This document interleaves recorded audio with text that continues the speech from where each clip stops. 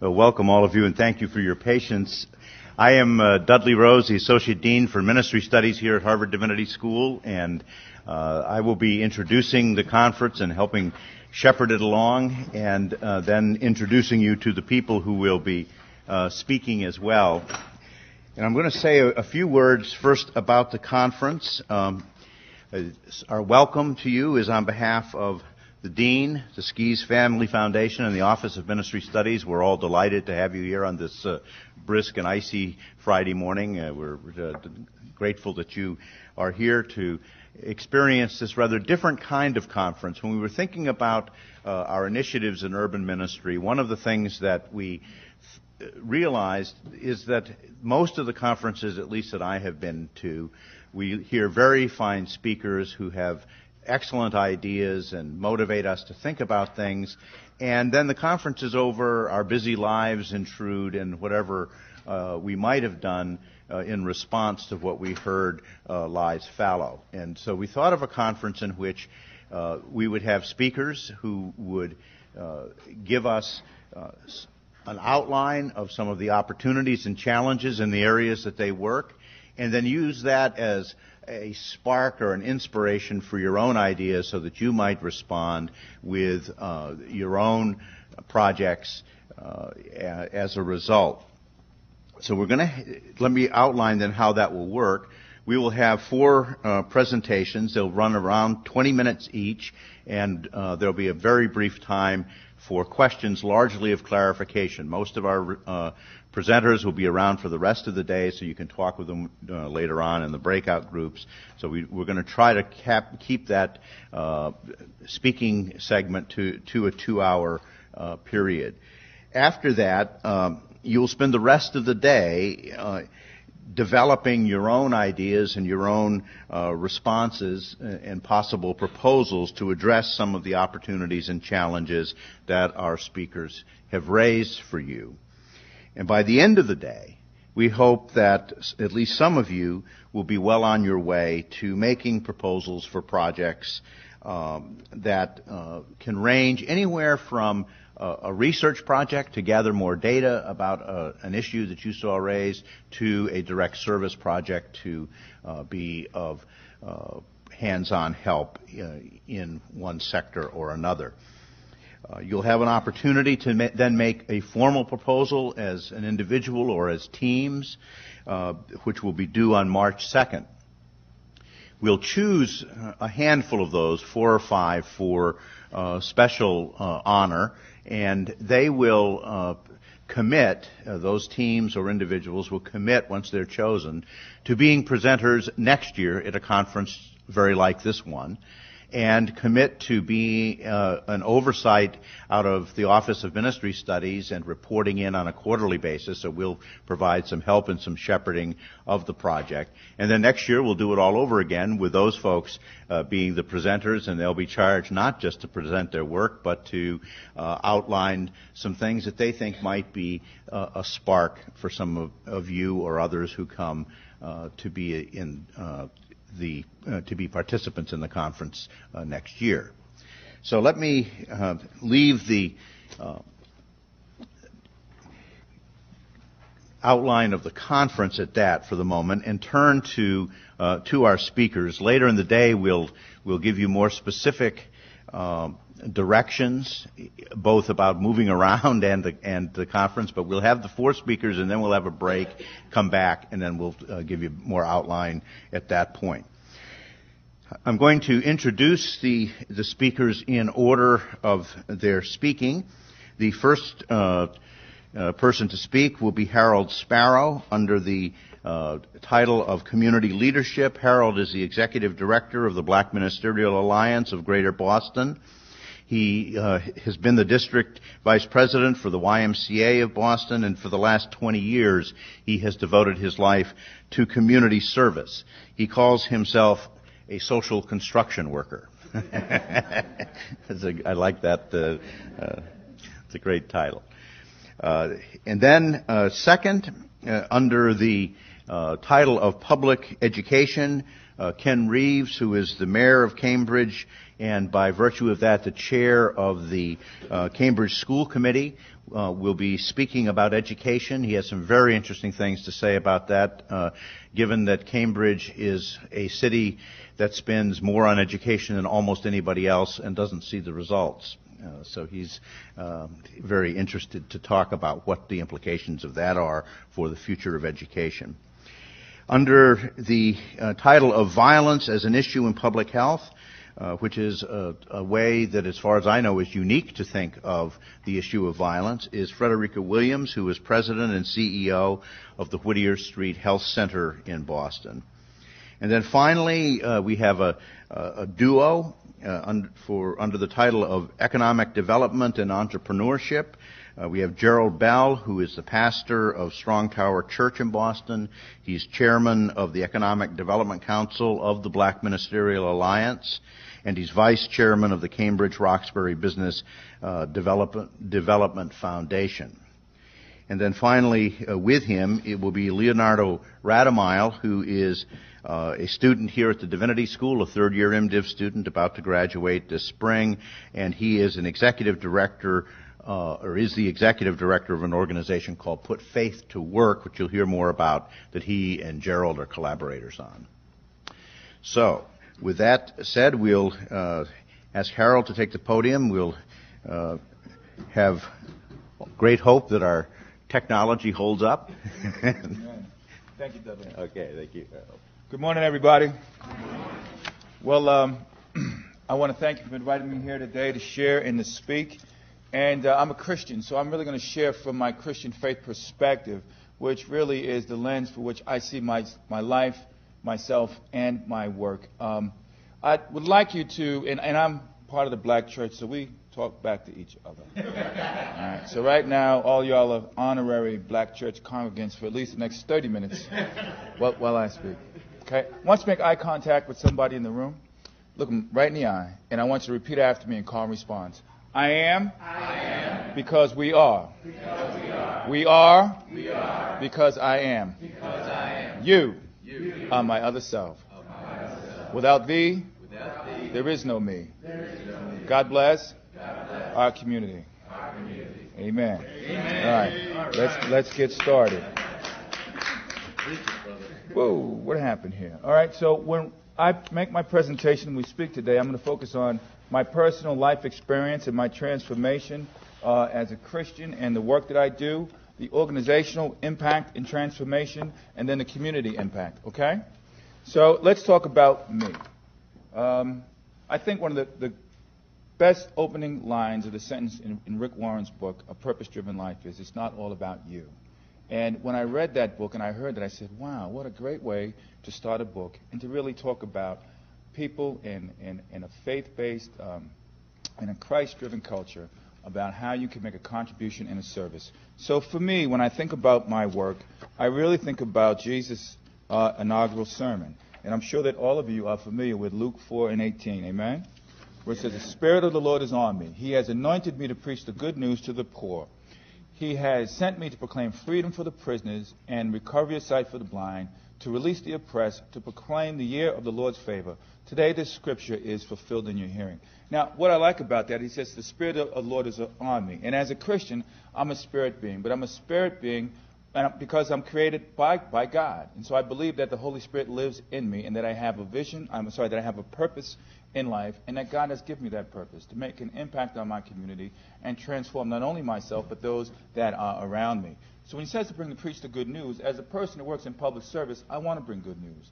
Not only the good news of the gospel, but the good news of my works, the good news of my thoughts, my life, my actions, and my deeds, and really to uplift my community in a way that is strong and personal. I want to free prisoners, that people, when we talk about bondage, it's not necessarily those that are in chains, but it's bondage, mental bondage, emotional bondage, and spiritual bondage. So that's the way that I see the work that I'm doing, and that's the way that I've tried to structure my life through my ethos, and then implement that through the work that we do at the BMA. Amen? Amen. So I may not be a minister in a church or a senior pastor, but I do have a ministry. And I believe that all of us have a ministry, and have a ministry inside of us to create change in our community. It's metanoia or metanoia. I don't know. It's all Greek to me. So can I get a pass on the pronunciation? Amen? And to release the oppressed, but to proclaim the year of the Lord's favor. To save a person that's walking in the Spirit, to say that it's going to be a good thing. It's going to be all right. And it's going to be, this year is going to be the year of the Lord's favor. And what I like about Jesus is that he says, basically, he throws down the gauntlet. He says, today the scripture is fulfilled in all your hearing. So he's telling everybody, this is it. This is me. This is my mission statement. This is who I am, and we're about to make it happen. That's an incredibly powerful statement. And I always appreciated it. And it really just makes me think about how do I take the work that I do and make it applicable to my life.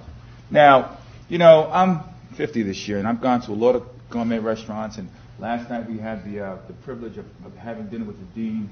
Well, I'll tell you, one of my most favorite meals is split whole wheat bread that's fresh, peanut butter on one side, Smucker's strawberry jam on the other. Yeah. Enough so that it gets like really moist and wet in the middle. You kind of eat the crust first, and then when you bite into that soft center of the peanut butter, the jam, and the whole wheat bread, and it gets stuck. You got to kind of swallow it. That is a good moment. That's a good meal, and to me, my taste buds are just basically standing in ovation to that meal. And to me, that's like my walk with Christ. It's when I take the theology of life and my work, and it all comes together. You have these moments where it's like eating a PB&J sandwich. It just gets stuck to the roof of your mouth and go. So I'm hoping that we have this experience here today, and I just want to move on and talk a little about who I am and what we do. So, see if I get the technology right. Before I get to the role of faith in the public square, let me go back. 5 years ago, I worked for the YMCA Greater Boston, and I was the executive director. They gave me a promotion to be the district vice president. I had a good life, great job, pension, security. The company liked me. They wanted to promote me. They wanted to give me more responsibility and authority. But prior to that, I had taken place in a program called the DeVos Urban Leadership Institute. And it was similar to this forum that we're having here today. And the way that it started is the DeVos family, it's a guy named Rich DeVos. He was a co-founder of Amway. He's a multi-billionaire. And he was concerned about his wealth and what would be dissipated over the next 3 to 4 generations. And he wanted to have a lasting impact, a legacy that was not only financial and economic, but in terms of his theology as well. He really believed that God had a vision for him to have an impact on the city. But as a very wealthy white man from Grand Rapids, Michigan, who was Dutch, he really didn't think that he could speak to African-American young people. So what he did was he created this initiative called the Leadership Initiative. And he convened leading people of thought from across the country to develop a curriculum that gave people the skills to manage the not-for-profit sectors, and his focus was youth ministry, combined with the theology of Christianity. And part of that, the 5 key points were, I hope I can remember them: accountability, interdependence, shared vision,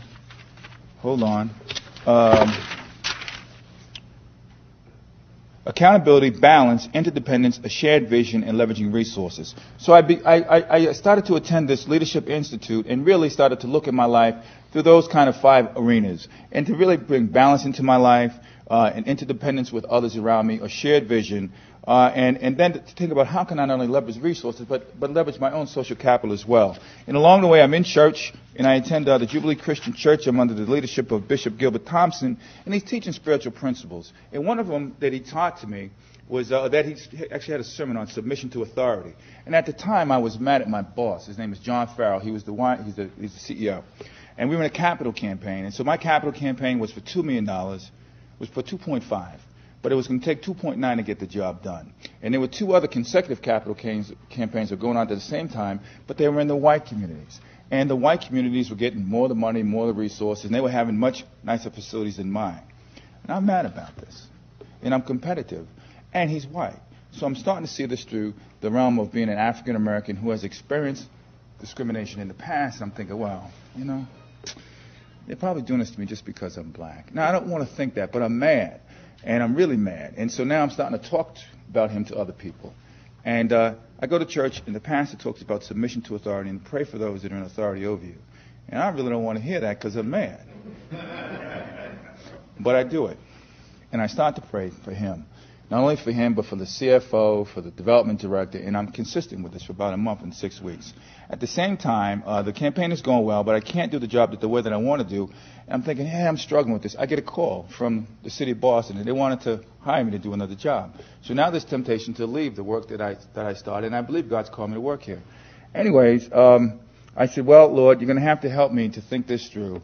And so I called John up. I said, John, let's go out I prayed to God, and I asked him, what is it you want me to do? And I'm praying on it. It's one of the first times in my professional life that I asked God to give me direction as a professional as to what I should do. And I promised God that I would do it. And what I heard from God was, you need to stay here and finish this. You've accomplished many things with little to no effort, but you need to tough this one out.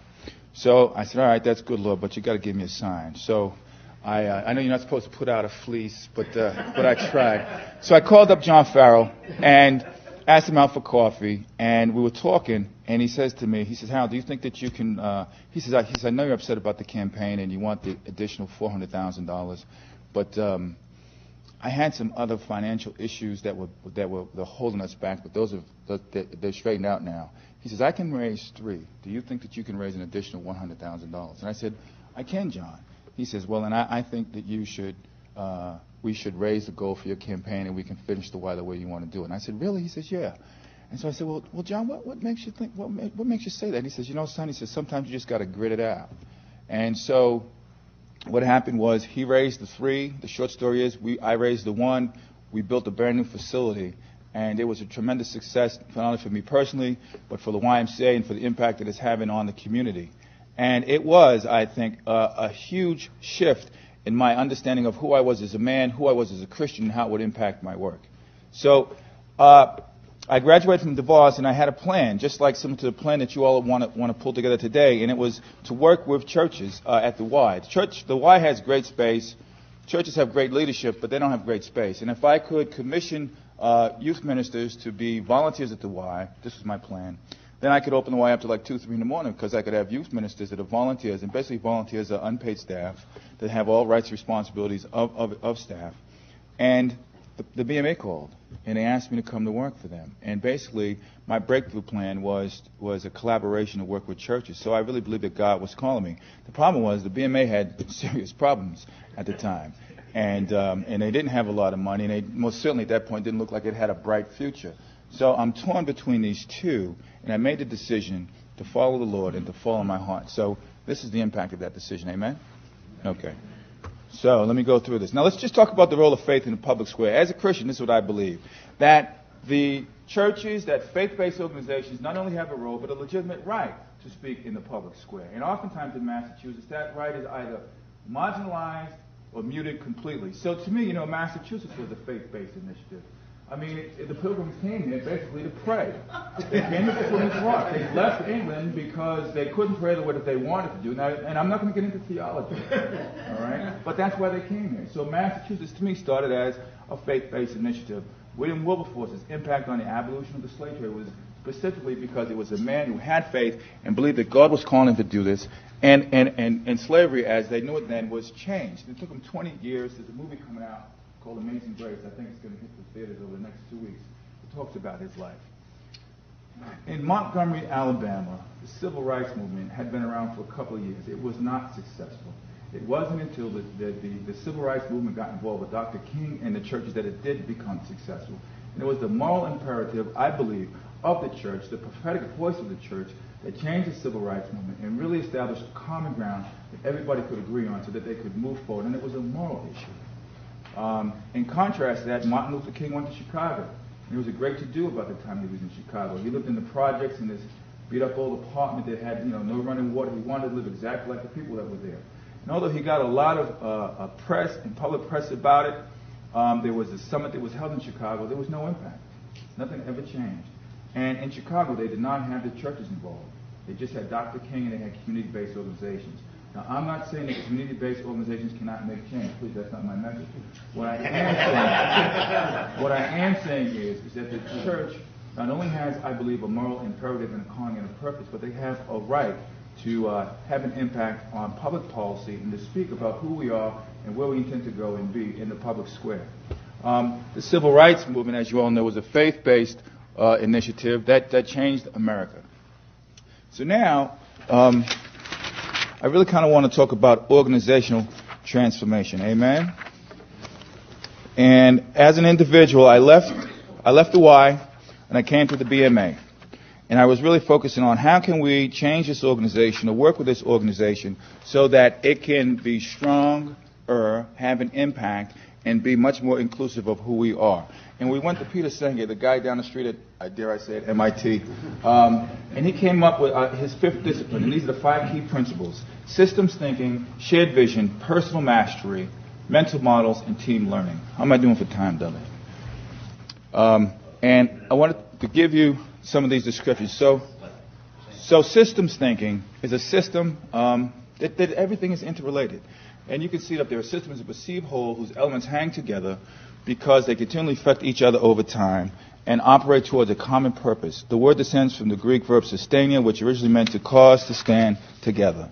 And when you really think about if we want to make change, you have to look at it in the context of the system in which you live, work, and the environment. In public health, when they make change, they look at the agent, which is the disease, the host, which is usually the person, and the environment. And it has to be strategies that overlap and intercorrelate with each other so that you can create and make change. The same thing applies to systems thinking. But to me, this is a Christian principle. It really is 1 Corinthians 12:12, where he says the body is a unit, though it is made up of many parts, until all of its parts of many, they form one body. So it is with Christ. So when I looked at Peter Senge's principles on systems thinking, and I look at my Christian principles, I said that makes a lot of sense to me. So how can we create a system where people think, work, and have a shared vision with each other so they can change and make an impact? Now, shared vision is people in organizations articulate their common stories around vision, purpose, and values, why their work matters, and how it fits into the larger world. Shared vision discipline is essentially focused around building shared meaning, potentially where none existed before. Shared meaning is a collective sense of what is important and why. I think that shared vision is huge in creating change and transforming communities because everybody has to see the vision. Everybody has to understand not only its purpose, but my purpose in it and how I can create and affect change. I think in Matthew 5:1, we talk about the Beatitudes, where Christ says, he says, now when he saw the crowds, he went up on a mountainside and sat down. His disciples came to him and he began to teach them by saying, blessed are the poor in spirit, for theirs is the kingdom of heaven. I mean, what wonderful metaphors. Blessed are those who mourn, for they will be comforted. Blessed are the meek, for they will inherit the earth. Blessed are those who hunger and thirst for righteousness, for they will be filled. So when you see Jesus in his work and in his ministry, he used a shared vision. And he spoke to these people, and they got it. They got it, and it had a great impact. So Peter Senge uses shared vision, but we, to me, as a Christian, we also created a shared vision for the BMA and for the work that we were going to do and for our programs as well. The next key point is personal mastery. And in terms of the way that Senge applies personal mastery, you folks can read it for yourselves while I turn the page. He says the capacity not only to produce results, but also to master the principles underlying the way you produce results. The central practice of personal mastery involves learning to keep both a personal vision and a clear picture of current reality before us. And they underscored current reality. And I'll get to that in a minute. But really in Philippians 4:13, it says, I can do all things through Christ who strengthens me. And what I found in the church and faith-based organization is sometimes we get blurred or there's confusion between current reality and our faith reality and our faith vision. And we want to be really clear on what is current, what the issues are, what the challenges are, and how we can create change versus people who have just an unquestionable faith in what they're called to do and believe that God, being Jehovah Jireh, through all of his grace and mercy, will bring provision and blessings and move your agenda, move your organization forward. But it's that tension between the two that you really have to negotiate, I think, with faith-based organizations and community-based organizations to make a change. So, for example, in our after-school program, we had issues around administration and finance. And part of it was the collection of fees from parents for the program. Now, we had grant money that ran the program, but part of that mix financially was there had to be about 20% of the dollars had to come from families that paid the fees. Well, we had women and young men and men that worked in the church. So when people couldn't pay the money, they really didn't have the heart to say, well, we're going to excuse your son from the program because they really had a faith background. And they didn't really understand. I don't want to say that they understood, but they really went on faith because the parents would say, well, my Lord, if I can't go to the church, where else can I go? You know I'm working 2 jobs, Minister Sparrow. I mean, I don't have it this week. Can I have it next week? And, of course, the people would say, well, okay. But, well, okay, got to the point where it almost created financial collapse for some of the programs. So really, when we talk about our faith in a current reality, you have to talk about both and have a very clear shared vision and a clear purpose about what your role and responsibility is. So that was part of the challenge and part of the tension in our faith-based organization. Are you with me on that one? Yeah. All right. Now we also, I won't talk about the board because a couple of my board members are here, but we also had some of these challenges in our board development as well. But I am going to talk about them in a minute. So the next piece is on mental models. Now, mental models is another word for paradigm shift that I'm sure all of you are familiar with. But mental models are the images, assumptions, and stories which we carry in our minds of ourselves, other people, institutions, in every aspect of the world. And really, in terms of the Bible, in terms of the New Testament, Romans 12:12 says, do not conform any longer to the pattern of this world, but be transformed by the renewing of your mind. Then you'll be able to test and prove what God's will is, his good, pleasing, and perfect will. Well, we have to renew our minds, and it's important that we think about who we are and our cognitive abilities and our situations, because some of it is from our past, some of it is from our negative experiences, and it can impact the decisions that you make. I grew up in Boston, so I was here for the busing, and I experienced the racism, all that stuff you saw on TV is a part of my life experience. So about the early 80s, I'm in the North End in Boston, and it was right before one of these patron saint festivals, but I'm at the Daily Catch eating restaurant. But I'm at the Daily Catch having a meal, but I'm a little uncomfortable because I'm in the North End. And, when you grew up in Boston back then, basically you got called the N-word when you went through Charlestown and North End until you got to the other side, the Dorchester and Roxbury. It was just common. So I'm in the North End getting ready to eat lunch, and I'm in the back, my back is like this, and everybody's behind me. So the woman brings my food, and it's in a pan. And all the food is in my pan, and she kind of puts it on the table. And I got really mad. I was like, they brought my food in a pan because they're telling me to get up out of here. And I turned around, I looked, I said, hey, why'd you bring my food in a pan? And she looked at me, she says, what do you think, you're special? And when I turned around, everybody else's food was in the pan too.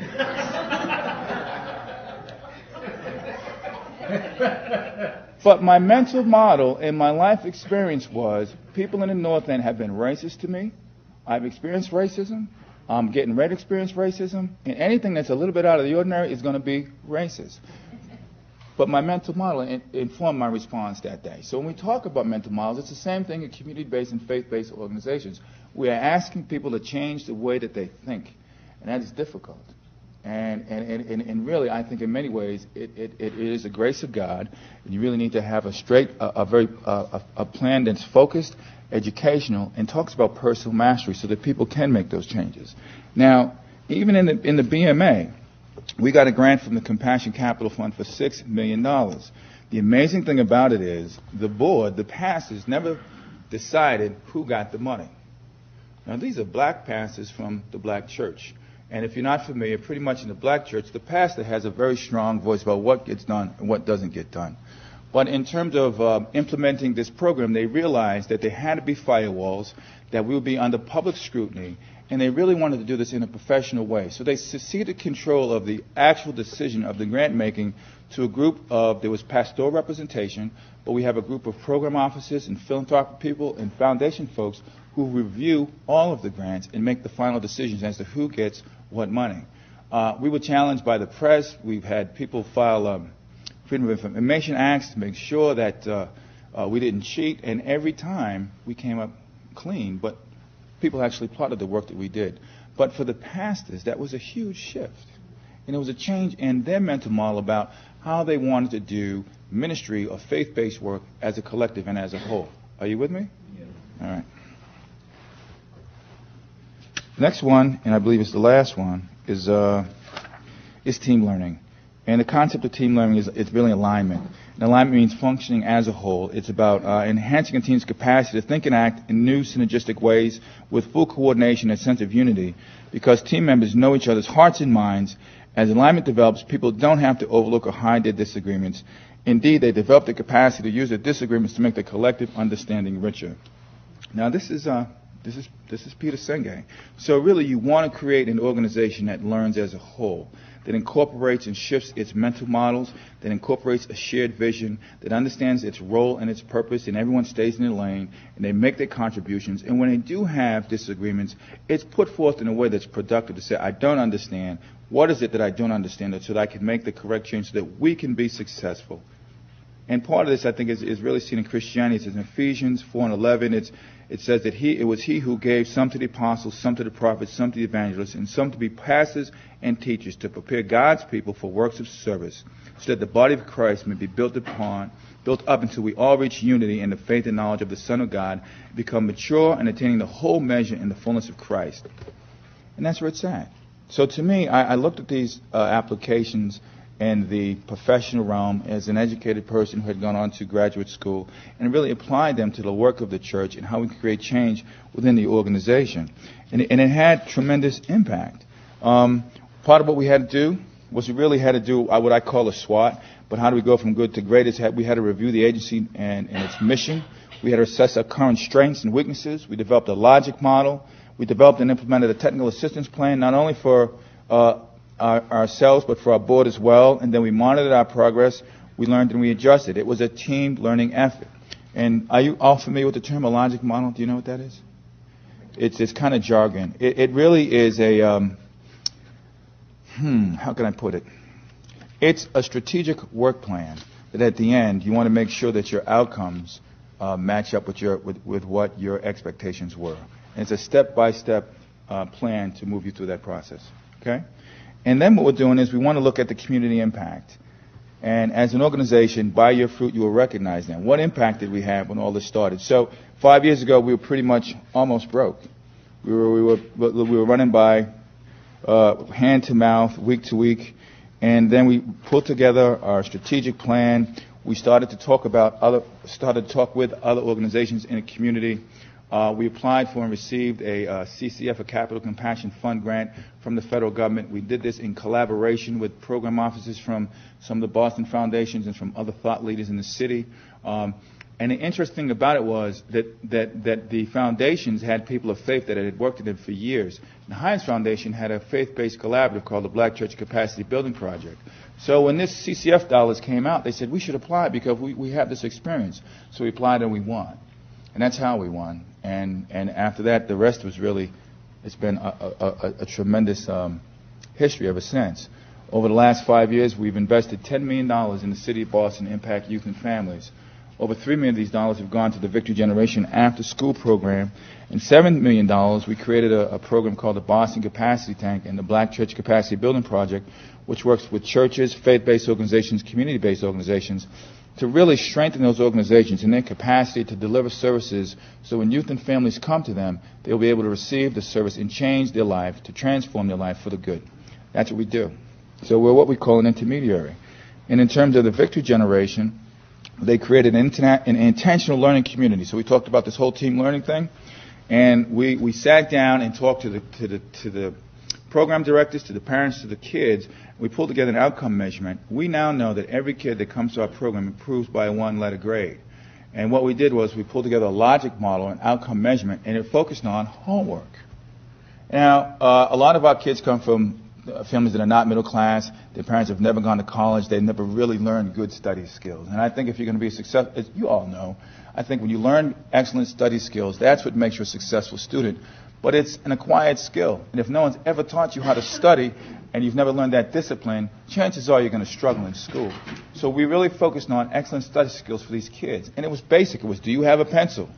Do you have your homework? Do you have the book with your homework? And we would put a check, and the kids would get a check in the store. So they started bringing all of the things they needed to help themselves, and they improved by a one-letter grade.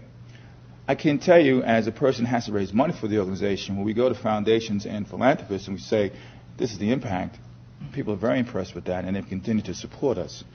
All right, 98% of the kids are promoted. It increased parental participation.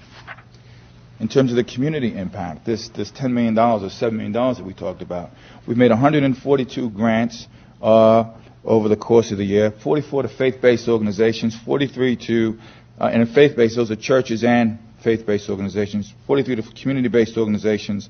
Then we made 55 what we called customized technical assistance grants. So TA grants are really grants that focus on governance, strategic planning, fundraising, development, things of that nature. The good news is that we've impacted 23 or 26,000 youth for about 20% or 19% of the city. But 70% of the people that worked with us were able to sustain their funding, were able to sustain their funded expansions with other money. 6 months after the grant period, 80% are now, and this is the survey that we've conducted with them, I'll say they're in a better position to win funds. 87% of the programs that receive money from us now collaborate with each other. And 93% say that they've improved their management capacity. 98% reported on youth outcomes or benefits to the community. And last of all, it says that the 10 grantees have accessed an additional $2 million in public, local, and private funds because of their capacity building services. So at the end of the day, we've been able to, not only, I have made a shift from a not-for-profit organization, I've come to a faith-based organization. In the work of that organization, through my faith and my belief in God, we've been very successful, and we've also impacted the community. You know, does anybody know Pastor Ray Hammond at Bethel Church? And, you know, there's a lot been said about Ray and how he left the field of medicine to become a minister. And he's on our board. So I asked him, I said, well, Pastor Ray, you know, why would you leave the field of medicine to become a pastor? And he said, I wanted to be a bigger blessing. And at the end of the day, that's what God has done, I believe, through me and through our board and through the collective work of the Black Ministerial Alliance, is we want to be a bigger blessing. So I'd hope today that at the end of this day, you all come up with a plan so that you can be a bigger blessing. Amen? Amen.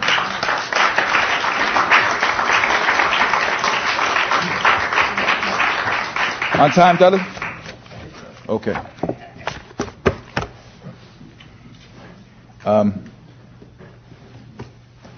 Okay. Thank you so much. You're welcome. Fabulous.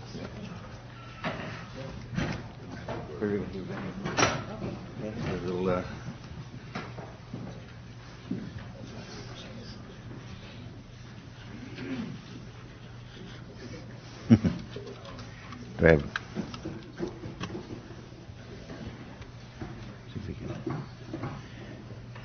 Is this one yours?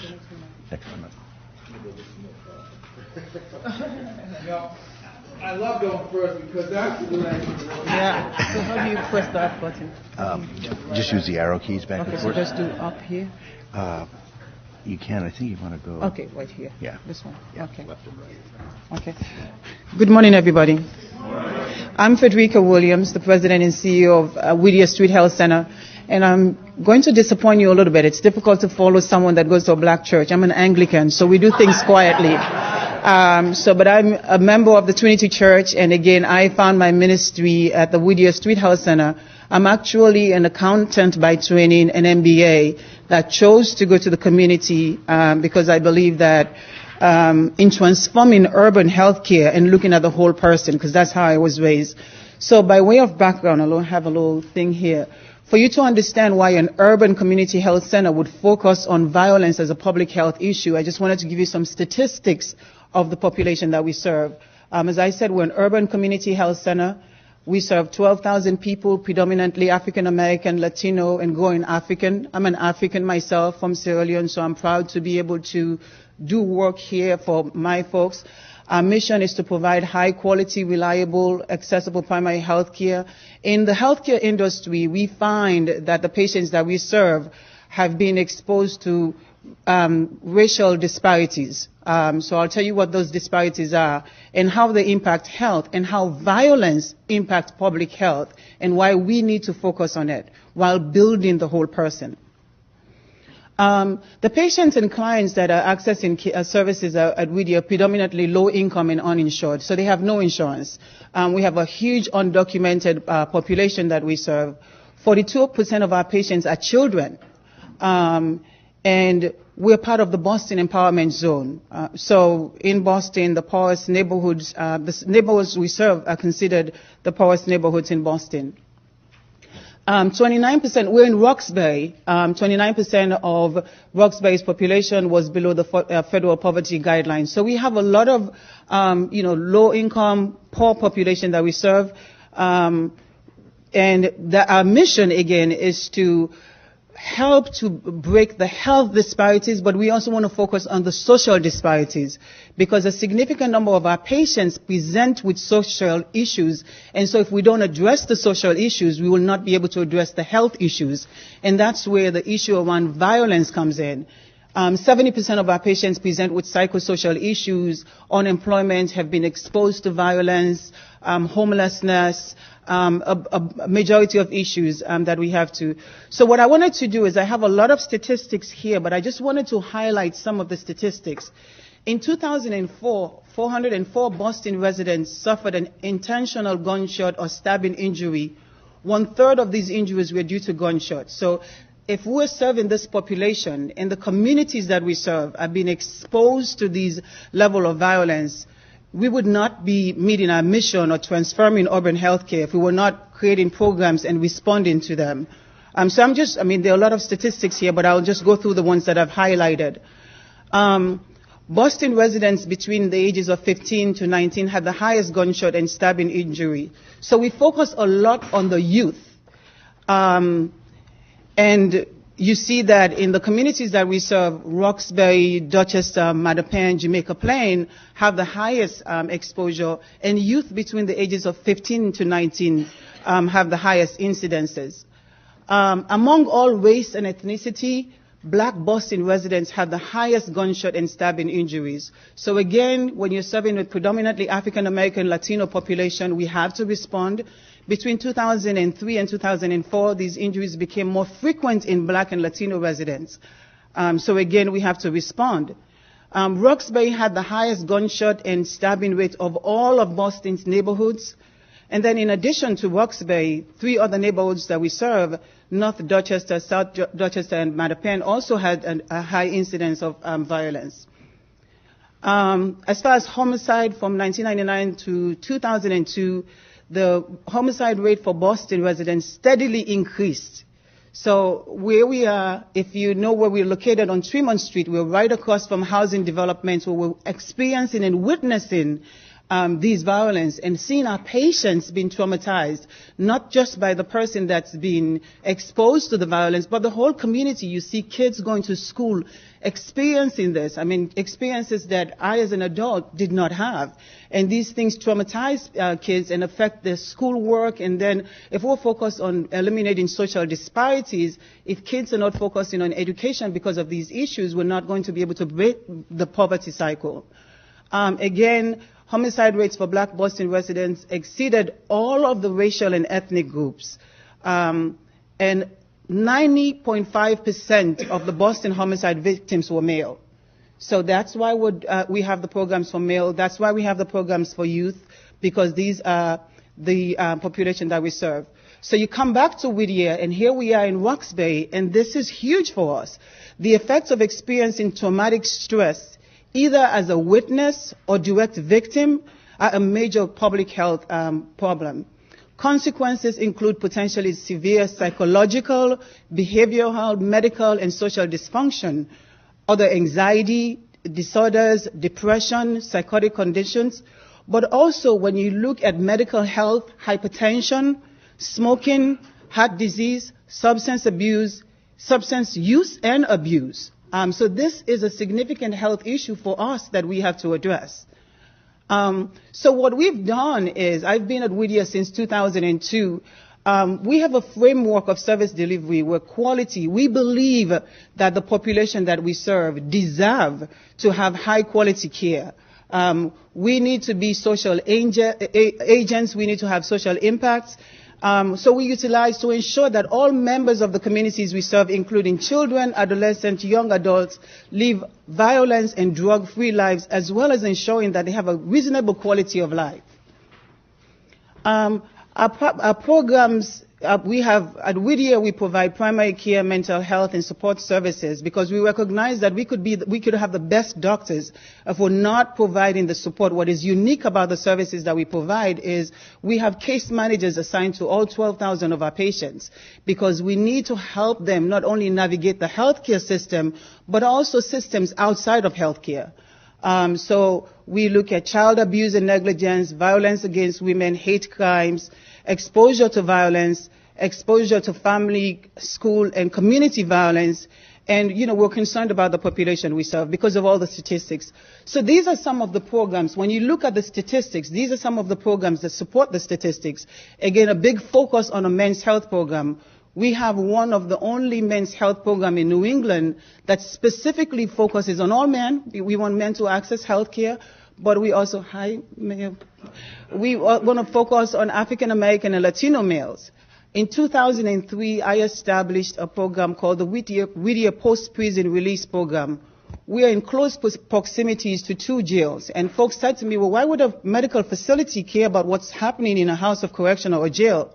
Well, when you look at the statistics, there are about 12,000 entry into the South Bay House of Corrections. 90% of those people are from Roxbury, Mattapan, and Dorchester. And our focus is around eliminating social disparities and health disparities. So these people have health issues, but also we're trying to reduce the recidivism rate. Because we believe in people. We believe that a lot of these folks are not bad people. If we can provide the support, if we can engage them, if we can collaborate with other organizations like the BMA and other faith-based organizations, other social services organizations, we have proven that we can reduce the recidivism rate. We have to focus on the youth enrichment services, not just around violent issues, but also empowering our youth to dream and to see me as a role model and other people of color at the health center that have been able to make it through obstacles and say it's possible. So our youth enrichment program, we have 100% of the kids going to college. Well, a lot of these kids have their parents incarcerated. They're in the DSS system. They have all kinds of adversities. But through the support, and also as a health center, we use creative arts therapy, where we use drama, music, and dance and art to get kids to build their self-esteem, to build skills. I have a 10-year-old son. Anytime I can engage him in music and art, I can get him to do his homework. So if it works for him, it works for the kids. And we also, our primary care departments have been trained to focus on violence screening. So we look at the individual, we look at communities, we focus on the family. So when a person walks through the health center, we're not just focusing on that person and that visit at the time. We're looking at the family as a whole. We also have to engage the community. We look at ways to work on conflict resolution. We do creative work. We do risk assessment of all of our patients, and then we link them to care and support. We have well-established protocols for violence risk screening at all levels. So every time you present at a doctor's visit, unlike going to Children's Hospital or another hospital, we have a list of things that we ask. And because we know that our residents are coming from Roxbury, Mattapan, and Dorchester, we routinely screen for any history of substance abuse in the household, contact with persons who own or carry a weapon. And anyone that screens positively is then connected to a case manager. So again, it's not just focusing on your cold or your flu or your asthma or your diabetes. It's also focusing on those social issues that will then become a public health issues and will exacerbate the diseases that you already have. I would say my staff have created a well-integrated, comprehensive, easily accessible. So one of the things that we take pride in, when you come into Whittier, we don't want it to look like a public health facility where you can smell pine sol. We want it to feel like, a state-of-the-art facility. I mean, we want folks to feel, that we take pride in the care that we provide to them.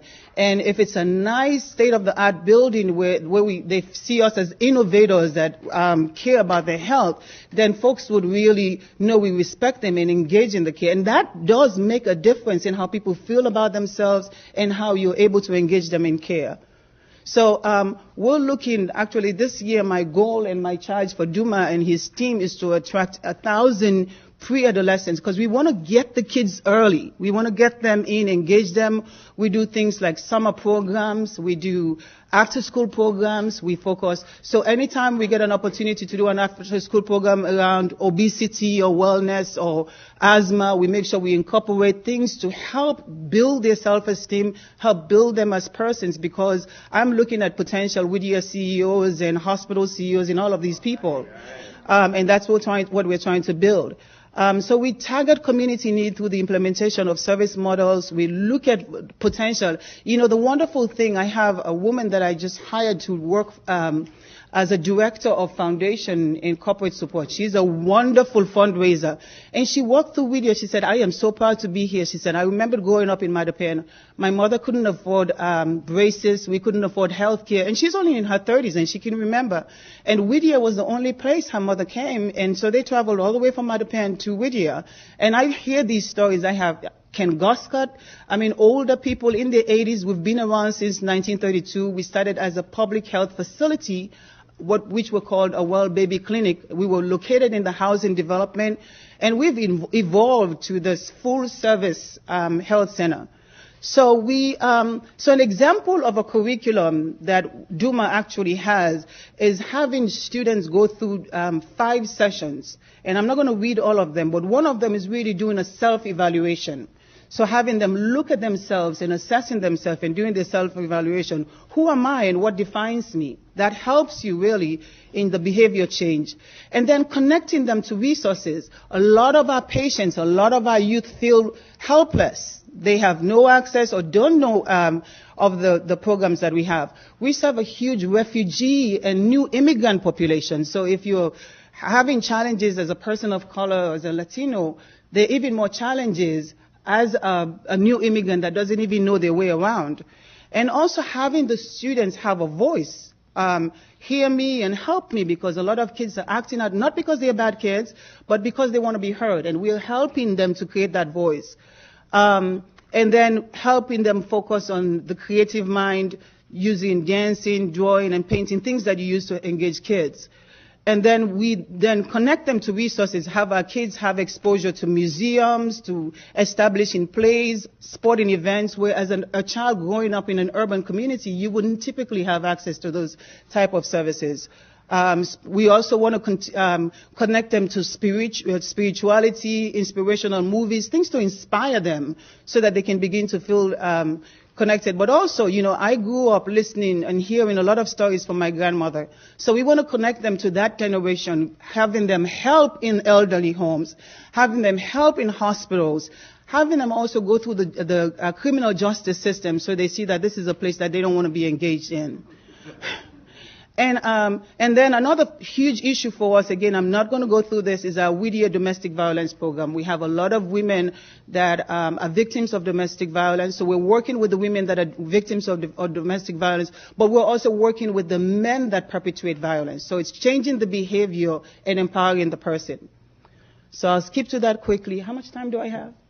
Well, you've got another 10 minutes. Oh, great. Okay. And then so we have another program called, I'm giving you examples here as you think of your project, of some of the things that we've done and how they've really improved the health. We have another program that we call On Our Own, and Youth Making a Difference. And these youth are truly making a difference. If you, see them in their public speaking skills, doing presentation, these are the things that we're trying to get them. And this is a co-ed program. And then we have a decisions program that's gender specific for girls. I went to an all-girl Anglican school, so I believe that there is a place for a gender-specific program, because the woman that I became was because I had those Anglican, strong, female, opinionated women that taught me to believe, and so thus I became one of them too. So I learned that. And then, of course, because of the violence that men are involved in, we have a program for men called Young Men of Color Program. And then we have a program called Keep Teens Healthy. These are kids that are in the DYS custody. And if you don't break that cycle with the kids that are in the DYS custody, then there's the progression from the small jail to the big jail and into a maximum facility. So we engage them in addressing risky behaviors and, again, empowering them. We use creative art therapy to, again, as I said, bring out the skills. We have kids that are early fire setters, that are kids that are already potential arsonists. We do program in daycare. So either they refer to us through the court system or refer to us through their school because they have behavioral issues or self-esteem issues or acting out in ways that need to be addressed. We use art therapy to address that. The program that I'm fond of, well, I'm fond of all of them, is our Post-Prison Release Collaborative. And this is one that Reverend Bell worked on with me. And if you see, we at Whittier are not pretending that we have all the answers. So the way we developed this program was to collaborate with other organizations where we work with on pre-release consultation. Housing is a big issue for this population. Skills development, job placement. A lot of these people want to be good parents. They have children. They want to be connected. Accessible health care, referrals, and service coordination. But we do a lot on values training, and that's where the faith-based organization comes in, and the individual counseling. The men's health program, Duma told me to make a plug for the men's health program. We have a men's health program, again, as I said, the only African-American, the only men's health program focused on the health and the whole health, not just your medical health for men of color. And we do have an annual summit that he wants me to plug, and it's on June 23rd. We have an annual summit where we engage men to come in and talk about issues that are affecting them, whether it's CORI that's preventing them from getting a job, whether it's the fact that they don't have a GED. I mean, whatever issues that confronting them that we can address, we work with as a summit, and also expose them to powerful men. So we've had Mayor Ken Reeves has been there last year. We had Harold Sparrow. We should have you come speak to them one of these days, and in ways, and Reverend Bell and all of these, so that we can see what can the potential of what can happen. We do a lot around anger management. A lot of our patients have dual diagnosis, mental health and substance abuse. So we do a substance abuse counseling program. We engage in the prison. And this is our team. This is not, as you can notice, I'm the voice that communicates. These are all men of color that are working to make sure that we address the public health issues that violence brings. So it's not just the person that is injured or the person that loses their life. It's the community. If I have to worry every time I leave my house, if the kids have to witness violence, we had a situation where someone jumped off a roof at the Whittier Street Housing Development, and the kids going to school saw it. And can you imagine that trauma and being a 6 or 7 year old child witnessing that and the kind of impact it has? So if that child should go to school and start acting out, and the educator doesn't understand from the child's lenses what the experiences are, they're not able. So we work with the Boston Public Schools. We work with a lot of organizations and engage in different programs so we can catch kids at all ages, but also work with the adults. So again, it's a pleasure being here. As I said, I'm not from the BMA. We're a community-based organization led by an Anglican woman. We're proud of the work that we're doing. It's a wonderful opportunity, and it's really great to share. And I'm really energized knowing that you will hear from those of us that have done some work. We don't have all the answers, so there's still a lot to do in Roxbury. We're one organization trying to address a bunch of issues, and I know that all of you will come up with some very creative things that our community will benefit from. So in advance, I thank all of you, and I thank all of you for the time. Thanks.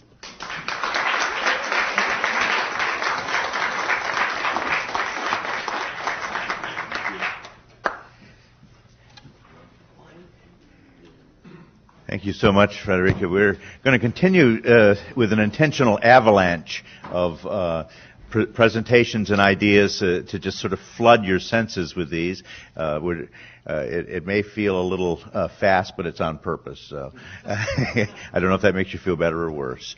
But our next speaker is going to be Ken Reeves. Ken's a longtime resident of Cambridge and the mayor, and as I said before, the chair of the school committee, and will be talking to us about some of the education challenges before us.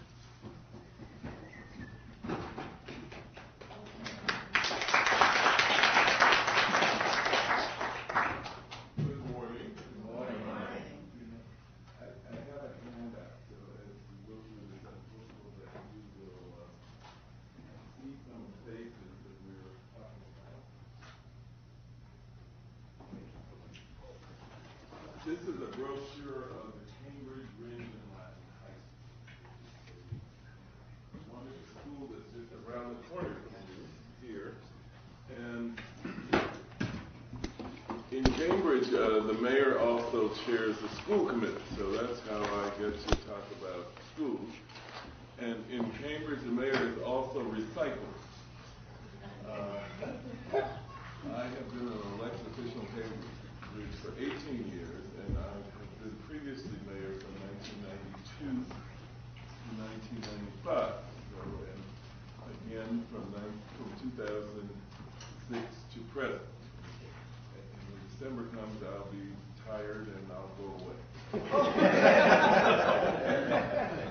Now, this is rather a wonderful experience. Frederica, who you've just heard from Whittier Street, does a brilliant job of leading a wonderful health center that is right in the center of the Roxbury, Dorchester, Mattapan community.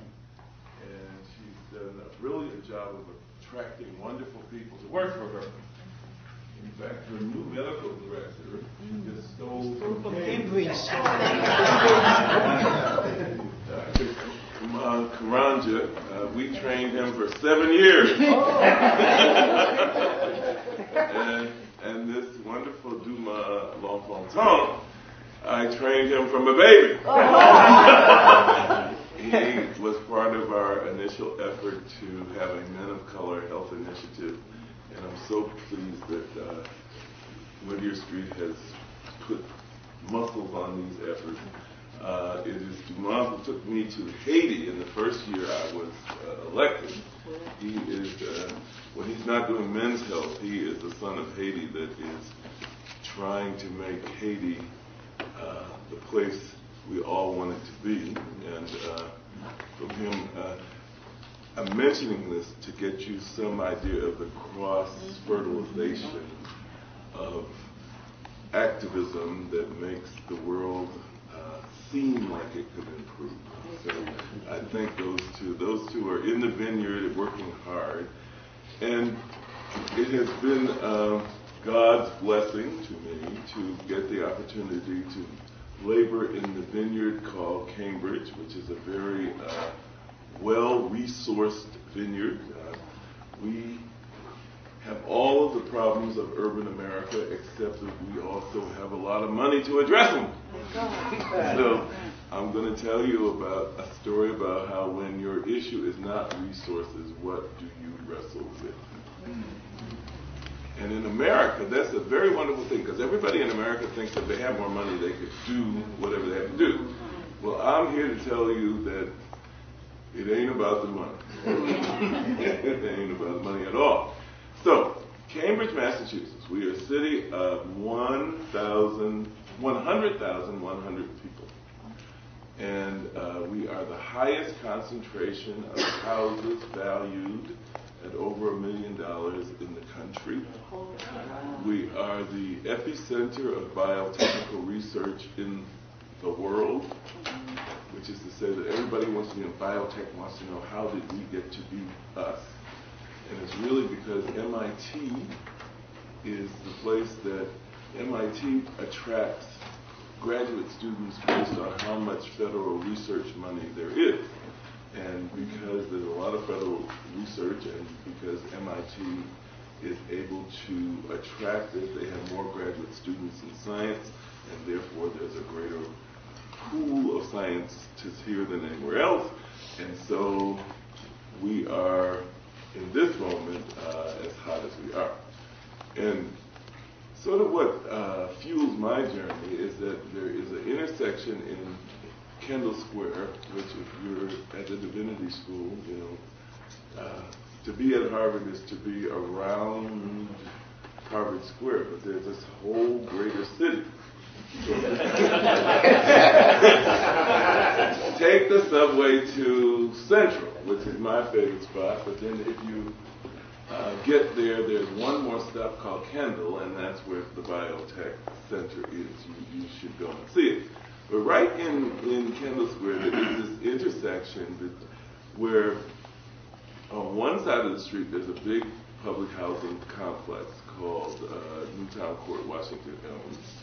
And right across the street, there is Tech Square, the heart of biotech. And I'm sort of fueled by the image that, the housing development people don't know much about what's going on, don't know anything about what's going on in the biotech sphere. And the biotech sphere is so busy inventing the future, they don't know that right next to them there is this very vital and vibrant community that they should know more about. Okay, so in that context, trying to get those two communities to see each other, I want to talk a little bit about public education in America and in Cambridge. The essential notion I want to give you is that our country is at a gigantic crossroads. And what I mean by that is that we run a public school system in this country that does not, in many cases, educate up to 2/3 of the students or more. Now, I'll tell you the worst news first, and then we'll work backward. In Central Square, which is a very, I like Central Square because I grew up in Detroit, Michigan, and Detroit, Michigan is a very black city. But it was a very vibrant city when I grew up, although its heart sort of got crushed in our riots in the late 60s, and it never became much different. But when I grew up, it was not a crushed place. It was a very, very, very vibrant place and a good place for public education. But where we stand today is a very interesting place. In Central Square, there's this foundation called the Schott Foundation, SCHOTT. And the Schott Foundation for Public Education decided to study nationally the on-time graduation rate for black boys across the country in the 50 states. And what the Schott Foundation found out is that if you go through all the states, there is no state where black boys graduate from high school at a greater percentage than 30%. And in some cities like Cleveland and Cincinnati, the black boy on-time graduation rate is as low as 18%.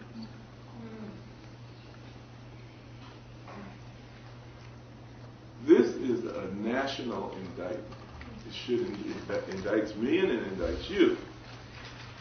So last January, when I was elected the mayor of Cambridge and the chair of the school committee, my first question of the superintendent is, what is the black boy graduation rate in Cambridge?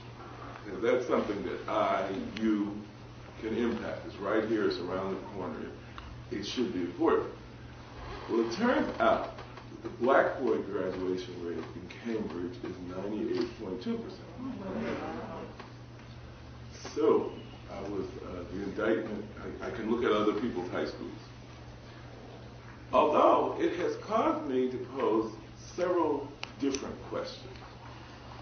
So here we are in Cambridge, Massachusetts. I told you our population. We have one high school, and we have a per pupil expenditure that is nearly $24,000 per pupil. That's a lot of money. To put in perspective, there is a private school locally called Brimmer and May, and you can go there for $22,000. So we can send all of our children to private school for what we do as a per pupil expenditure. And when I became mayor last January, we have something called the MCAS, which is our high stakes state test. Every student has to pass, by the time they graduate from high school, they have to pass this MCAS. And on the MCAS, 2 years ago, at the 10th grade level, for African American students at Cambridge Rindge Latin High School, around the corner from you, the number of students who tested proficient or advanced at the 10th grade level who were African American was 26%. 26%. That meant that 74% did not get it. Now, in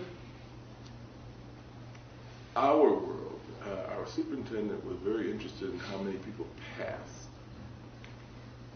I'm not interested in how many people passed, because proficient means that you understood, you crossed a higher bar.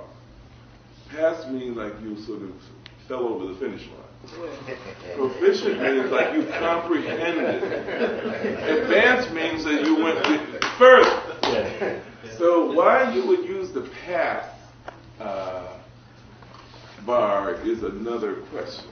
Okay, so here I have a school system where 76% of the students, in my opinion, did not succeed yet.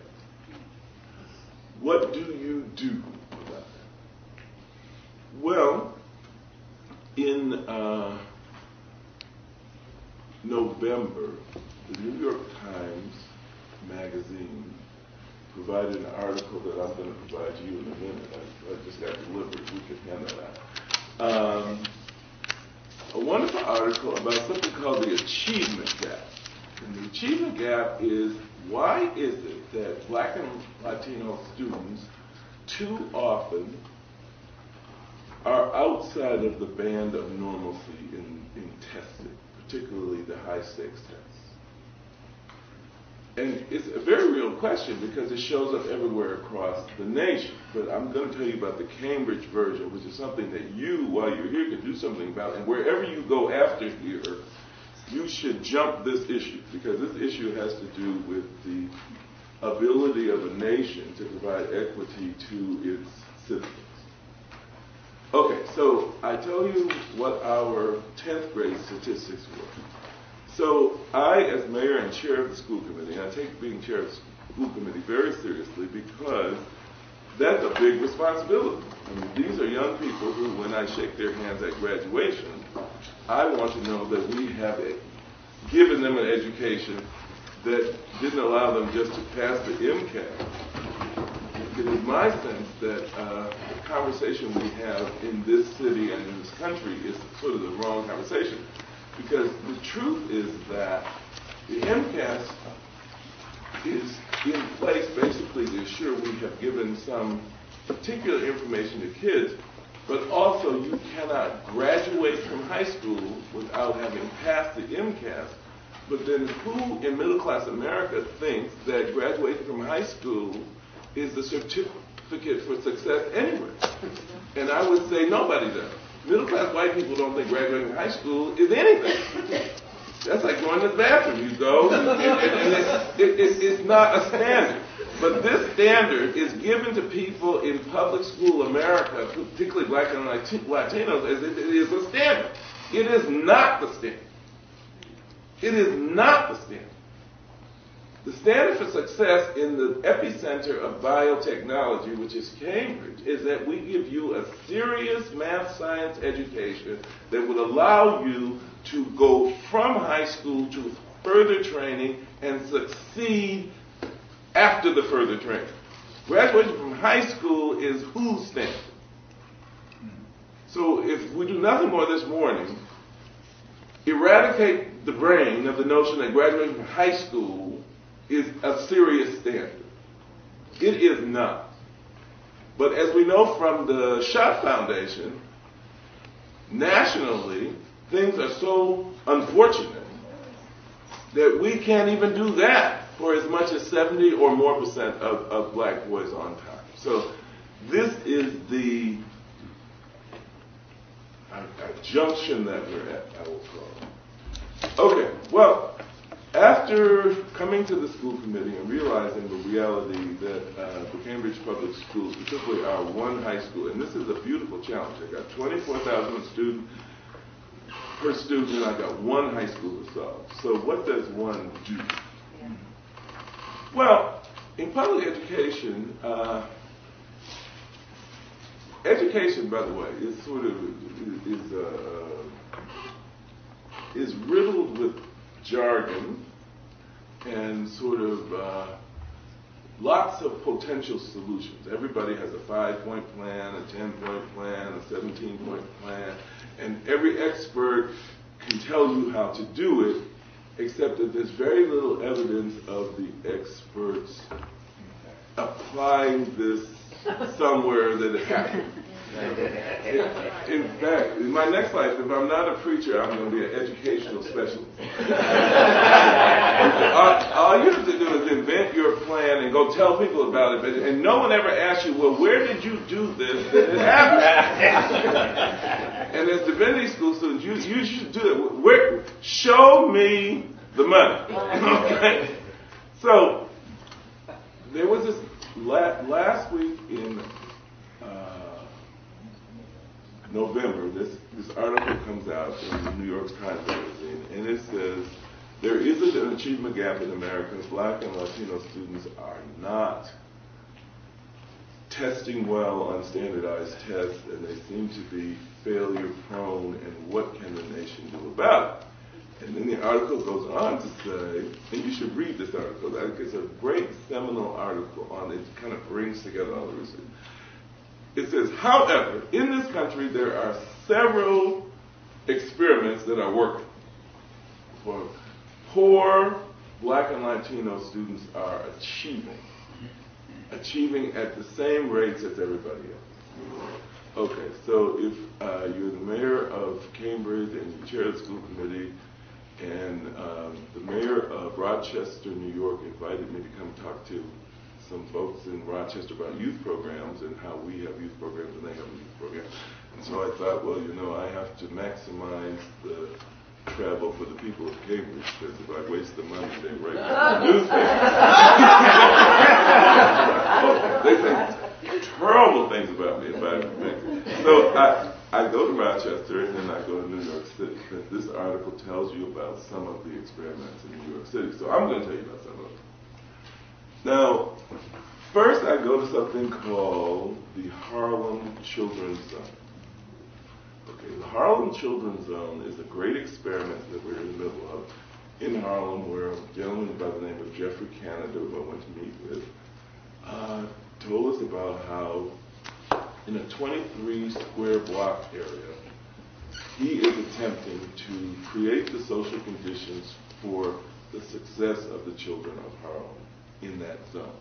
So he wants their parents employed, decent housing, lots of community supports that will help the children of Harlem to succeed in the future. And a couple of his experiments are, one, they have this thing called a baby university, where they take the parents of children from 0 to 3, and they basically send them to a Saturday school. They go for 10 weeks. If you attend 9 of the 10 Saturdays, then you can put your name in a hat, and at the end of the time, if they choose your name, they will pay your rent for 1 month. Oh, wow. Which is, for him, he says, I could hire community outreach people, or I could pay rent. And paying the rent gets the people to come, so they don't have an attendance problem, because that's like that's a mini lottery. Pays the rent. Now, why are we focused on 0 to 3? The reason we focus on 0 to 3, if you read this article I just gave you, it says that this achievement gap is there from day one. Middle-class white children arrive at school with 2,500 words. Poor children arrive at school with 1,500 words. So, if we are to impact the achievement gap, we need to be there closer to the womb.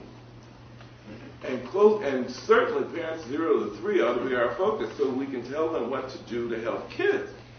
So they have the Baby University, and they have another fabulous program with the Harlem Children's Zone, Jeff Canada, which they take the preschool children who are 4,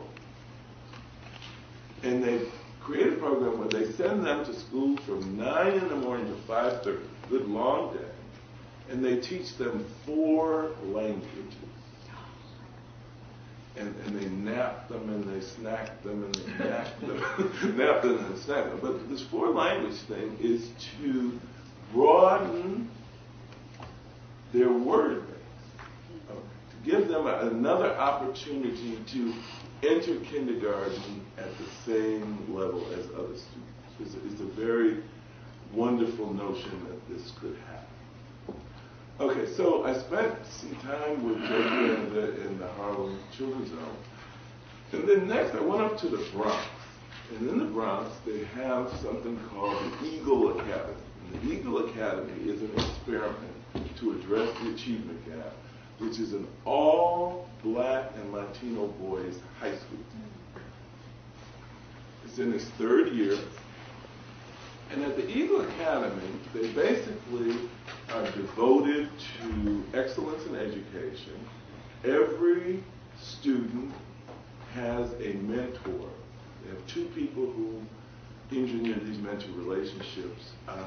And the purpose is to encourage these black boys to dream beyond their circumstances. Now, I don't know if anybody here is from New York, but the Bronx is one ugly place. There's not a tree in the Bronx. It's just big buildings and no trees. If you live in Cambridge, the Bronx to you is horrific. But these folks in the Bronx, talking about tree grows in Brooklyn, there's no trees in the Bronx. It was, for me, quite odd, but I did see at the Eagle Academy this notion that boys together can create camaraderie and an experience, and their mentors that they're all headed to success. So the kind of boys I met, they said to me, you know, Marius, I hear you went to Harvard. I'm going to Morehouse, and I'll go to Harvard for graduate school. Well, for my money, to get black boys to engage me in this way, there's something there that I like a lot. Okay, so from Eagle, I go to another school in the Bronx, which is called a KIPP school. Now, KIPP stands for Knowledge is Power Program. And how KIPP schools evolve, there's something called Teach for America, where they go to college campuses and they kind of find out who the 25 most active people are on campus, and they try to meet them, engage them, and say, why don't you come and teach for us for 2 years? We're going to send you to an urban or a disadvantaged area. You can end up in the bayou or in the ghetto. And we're going to support you, but we're going to give you the opportunity to be a teacher with a rather short preparation curve, but we're going to support it and see if you can take your talents and put them somewhere in America that's meaningful. Okay, well, 2 of these teachers were in Houston, and after a while teaching, they decided that they had evolved a method of instruction, and they formed the KIPP program. And there are KIPP schools. There's one in Atlanta, one in New York, one even here in Massachusetts, in Lynn, Massachusetts. Now, the KIPP school has, in New York, it seems, is a real breeding ground for education innovation, because they have 1,000 public schools and they know they're not doing a good job. So they've embraced all these new concepts, and if you went to New York with a good idea, you would get a school. Okay. They would give you a school.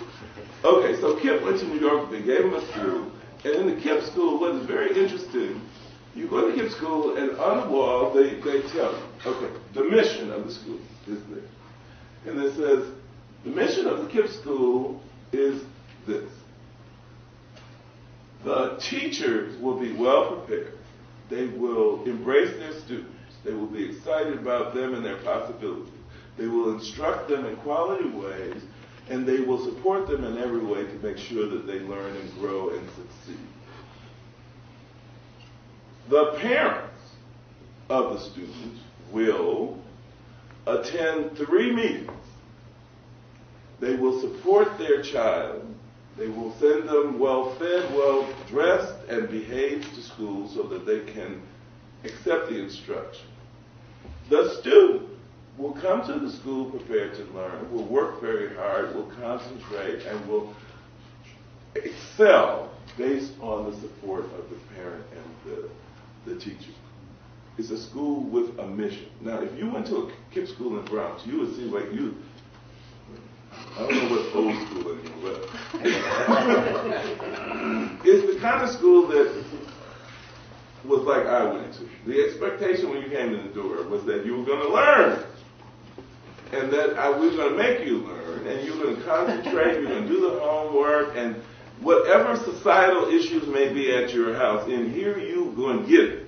And we're going to make you get it, and you're going to sit up, pay attention, look forward, concentrate, process, ask questions, and learn. KIPP school is very old school, and KIPP school is very exciting to me, and very interesting things happen at KIPP, like all the teachers are constantly whispering in the students' ears, like, you can do it. Your homework wasn't complete tomorrow. You must complete the homework. But these are messages, everybody in the building, principal and teachers. Now, I told some of our participants a little about this last night, so I'm sorry to be redundant. But the thing that I was impressed with at the KIPP school is that at KIPP school, everybody in the 7th grade, every KIPP school has something you must be involved in. So the school I went to, they had a 7th grade orchestra. At the one in Atlanta, everybody is practicing for a 10K race. But the purpose of it is every student must be involved in an activity where excellence is experienced and they have a piece in it. So at my KIPP school, at 7th grade, they had an orchestra. Nobody had any instrumental instruction before. They all have been at this for 2 years. They did the theme from Shaft while I was there. And I have a serious music education myself, so I can assess that it was unbelievable performance standard for somebody who had just had 2 years of instruction. And in fact, I expected Shaft to step out. But the purpose of the orchestra, 7th grade orchestra at KIPP, is not that they have music appreciation, that they grow in any spiritual way. It's none of that. In fact, they're very clear on this. It is not that. The purpose of that orchestra is that every 7th grade student has the opportunity to participate in something of high quality in which the interdependence of the students is important. So if you don't practice, I look bad. So you better go home and practice. Okay. Well, this was brilliant. And I was sort of, I'm from Cambridge, so why would you teach people music that it wasn't appreciation? And this is rather rigid and all that. It's very rigid. It's very old school. It's not crunchy granola Cambridge at all. But you know what? There's no achievement gap at the KIPP school. At the KIPP school. So this is an experiment that has some, I would say a lot of validity. But you have to take off some of your cultural underpinnings about rigid and rigor and things. I mean, if what you put in, you get out, I would say. But for the KIPP school experiment, I think the fact that they're on a mission and they have a method. And I would say that is very important. And too many public schools are not on a mission and they certainly don't have a method. Okay, so from KIPP, I went to 2 other schools that were mentioned in New York. There's a wonderful guy whose name is Pedro Noguera, who was a professor at Harvard Ed School and now is at NYU. And he said, if you're coming to New York to look at schools, come and look at the Salk Science School and also come and look at the Beacon High School. And I went to both of those. These are schools in America what determines some of school success is the percentage of free and reduced lunch students. Now, in Cambridge is a vast experiment. That's why I like it. We have public schools which are said to be, we have what's called school choice. When Boston was having busing, we came up with this other method where you could choose a school as long as in that school there was a racial balance. And if you chose a school in which you would skew the racial balance, you couldn't go there. So, and we guarantee you one of your first three choices for 90% of people, and the other 10% screen. So, but we find that when your school exceeds 50 to 60% free and reduced lunch students, the achievement gap presents itself big time. Well, the two schools in New York that Pepe Noguera sent me to were schools that he put his child in, which is very high standard. And both of those were very much urban schools. But what's interesting is that they both had 30% free and reduced lunch. Now, 30% free and reduced lunch in this country is a recipe for success. So everybody was wonderful at these two schools because there's a lot of middle-class white people that help this equation to work. So those two schools, I have to say, were interesting to see because it proves that we do as a nation know how to make a successful public school. It has to do with how we balance the socioeconomic mix. Now, very quickly, and I don't know how much time I have. Okay. Well, let me just say this. From my adventures in New York, I learned these things. If we are to address the achievement gap in this country, we have to do some things. First thing, we have to realize that all children are not the same. If you come to school with thousands of words less than everybody else, you need something different. Okay, and you may need to come for a longer school day. Your school year may need to be longer. In the KIPP school, they go to school 11 months a year. Wow. Okay, and their teachers are there till 7:30 at night every night. So it's a longer day, longer year. And there's a lot that will tell you that this, why is the American school calendar the school calendar it is? I mean, who is farming? And we find that by students being out from June to September, they lose a lot. A whole lot. Maybe half of what they learn they lose. So for kids who start behind, they don't need that.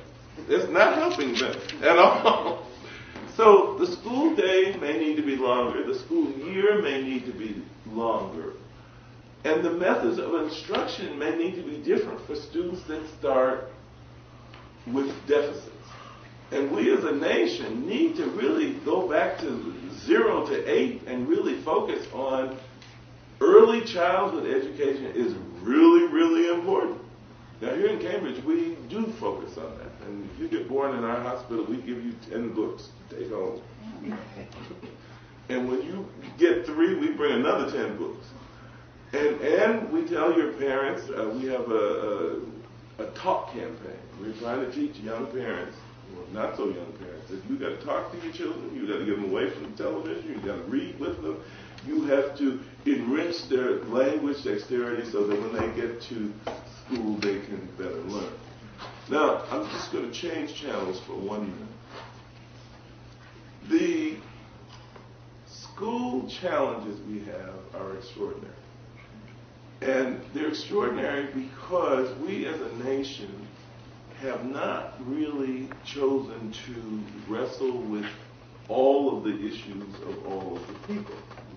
Because these children who start behind often come from homes that are not, now this is something I don't know if I can say here. Does Ozzie and Harriet mean anything? Ozzie and Harriet were like the perfect American couple, like Leave It to Beaver. Yeah. Well, a lot of Americans don't come from the Leave It to Beaver home. That's right. They really don't. And a lot of black and Latino Americans really don't.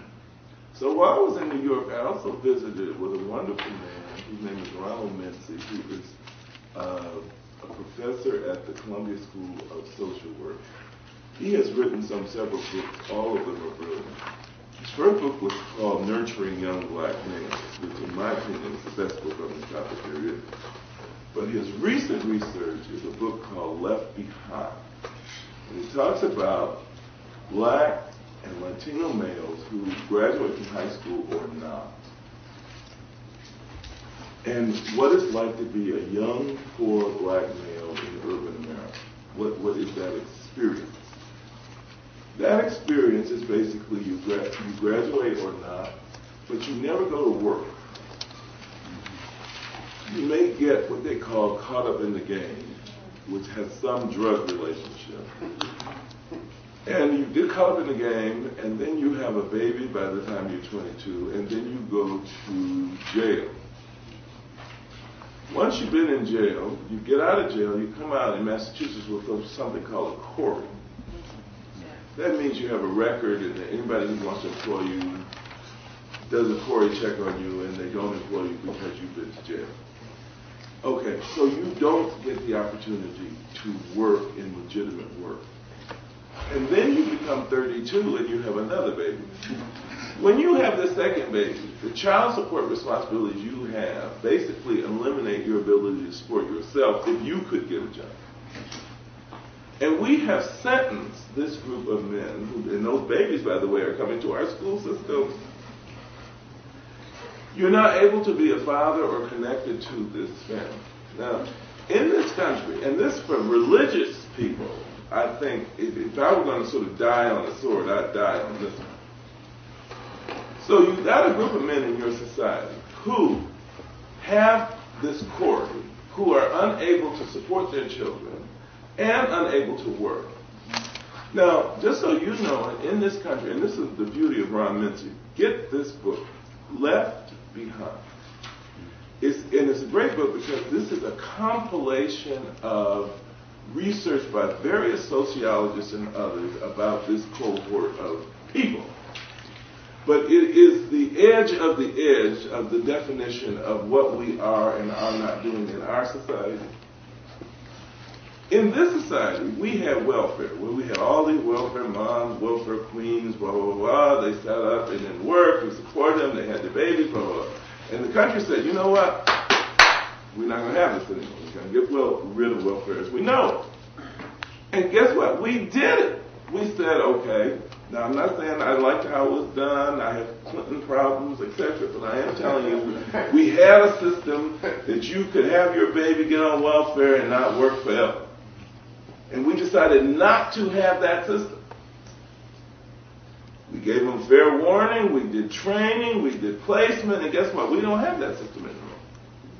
Well, this system that basically tags black and Latino men in the main and essentially takes their lives away. Because believe it or not, when you do a crime, you do your time, you're supposed to be free.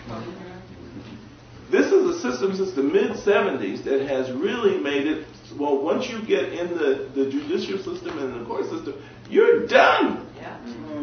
Absolutely done. So I see the children of those families as being a cohort we could help, because those fathers need to do their time and be free. And until that happens, we're not going to be able to address achievement gaps or many of our crime problems. So, the end, because I must have done 5 minutes back.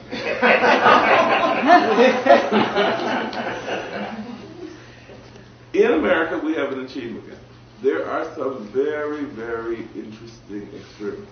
If I had more than 20 minutes, I would tell you a lot more about some of them.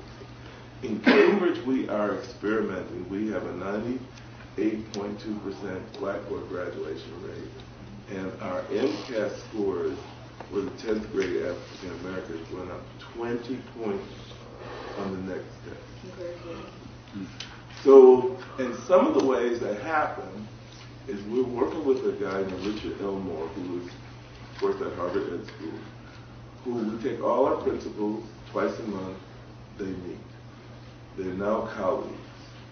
And they all go to one principal school, and they observe in teams of 2 or 3 the classroom instruction.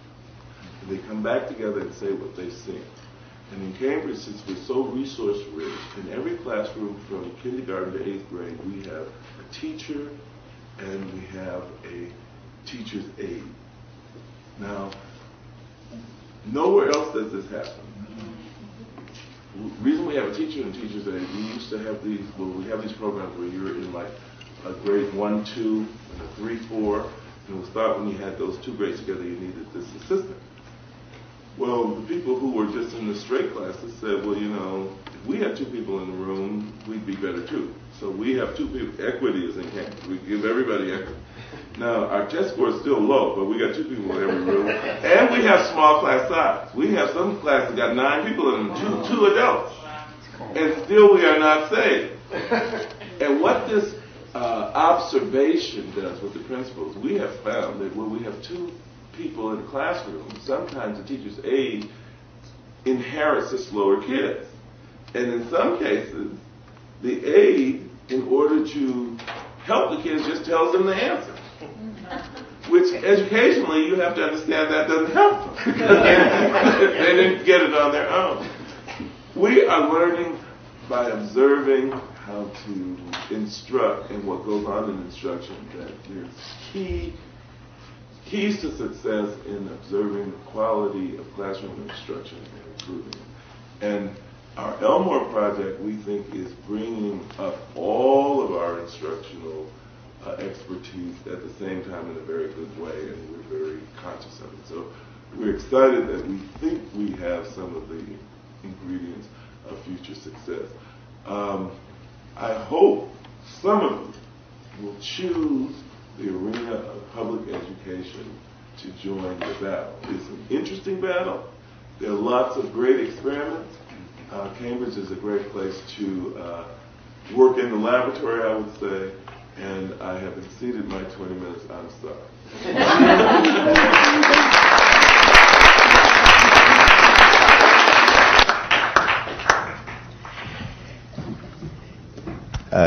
I have been petitioned to break out of the KIP model of long day classes and to give you at least a stand-up break so that you can kind of stretch your legs before we go to Gerald and Leonardo. So we'll let you do that, but we don't want to lose everybody, so just kind of hang close. So we'll have our last presentation with Leonardo Radomile and Gerald Bell bringing us to conclusion. And we're going to modify our schedule a little bit because of getting behind and because of taking a break. So we'll go directly to the marketplace of ideas, which I'll explain in after the presentations, immediately after this, and then the rest of the day will be in groups, and you'll be free to get drinks and all. We apologize for the temperature in here. This is a room that I teach in all year long and usually sweat to death. But it turns out that this room, apparently you can't ventilate it in the summer and you can't heat it when it's this cold because we have the thermostat set at 70 and they're trying to push it up, but this is what we've got. So I apologize for that. So, are you ready? I'm ready. Go. Good morning, and thank you for joining us today. The overall theme of our conference today is transformation. And when we think in terms of transformation, whether it is individual transformation, social transformation, or systems transformation, one of the things that we always look at, or one of the things that's always involved in the process, over here. Yes. One of the things that's always involved in the process is the solution of problems. And what I'd like to focus on today is the work that we do in the solution of what we think is probably one of the most compelling problems facing America today, and that is urban poverty. When we speak of urban poverty, the example that we'd like to use is one that we're all familiar with, and that is urban poverty in Boston and Boston's inner city. In Boston's inner city, 29% of the population lives at or below the poverty line. 25% of the population has annual incomes of $10,000 or less. And in the inner city, income is less than 50% of the citywide average. Now, unfortunately, this is not just a local problem, but these statistics are pretty well transferable nationally as well. Now, when we look at what the major reasons are for urban poverty, we really find three things. The first is a lack of skills. It's very, very difficult for someone to get a very good job if they're in a situation where they can't fulfill the tasks that are required of them. The second is the lack of social support. Social supports, the things that we take for granted that are so critical in our lives in giving us that superstructure that we need to function in, are often lacking in the inner city. But the most critical point, and this has been studied very, very intensively since the war on poverty began, the most critical point is the lack of a belief in the ability to achieve. And it's really appropriate within a divinity school context that we look at this because it really is an element of faith. People knowing that they really can achieve and they really can have a life in this culture. Whoops. One of these days I'm going to learn how to use these things. Okay. We just want to use the arrow. Yeah, I like the arrow. Okay. Now, in the United States, we've had a traditional separation of church and state. You know, Thomas Jefferson's famous letter and his expression of the wall between church and state. But in the inner city, the African American church is really the maker of meaning. The African American church has traditionally been the principal change maker, the influential leader, and not only the influential leader, but the effective leader. In theology, we talk about the concept of metanoia, the change of mind, the changing of the purpose of the person. And it is only the African American church within the inner city that has really been able to create interior change in people's lives that has impacted them to the point where you can have exterior change in changing communities. So we've got this immense power of religion to change lives in the inner city. But nonetheless, we have the separation of church and state. So, here we go again.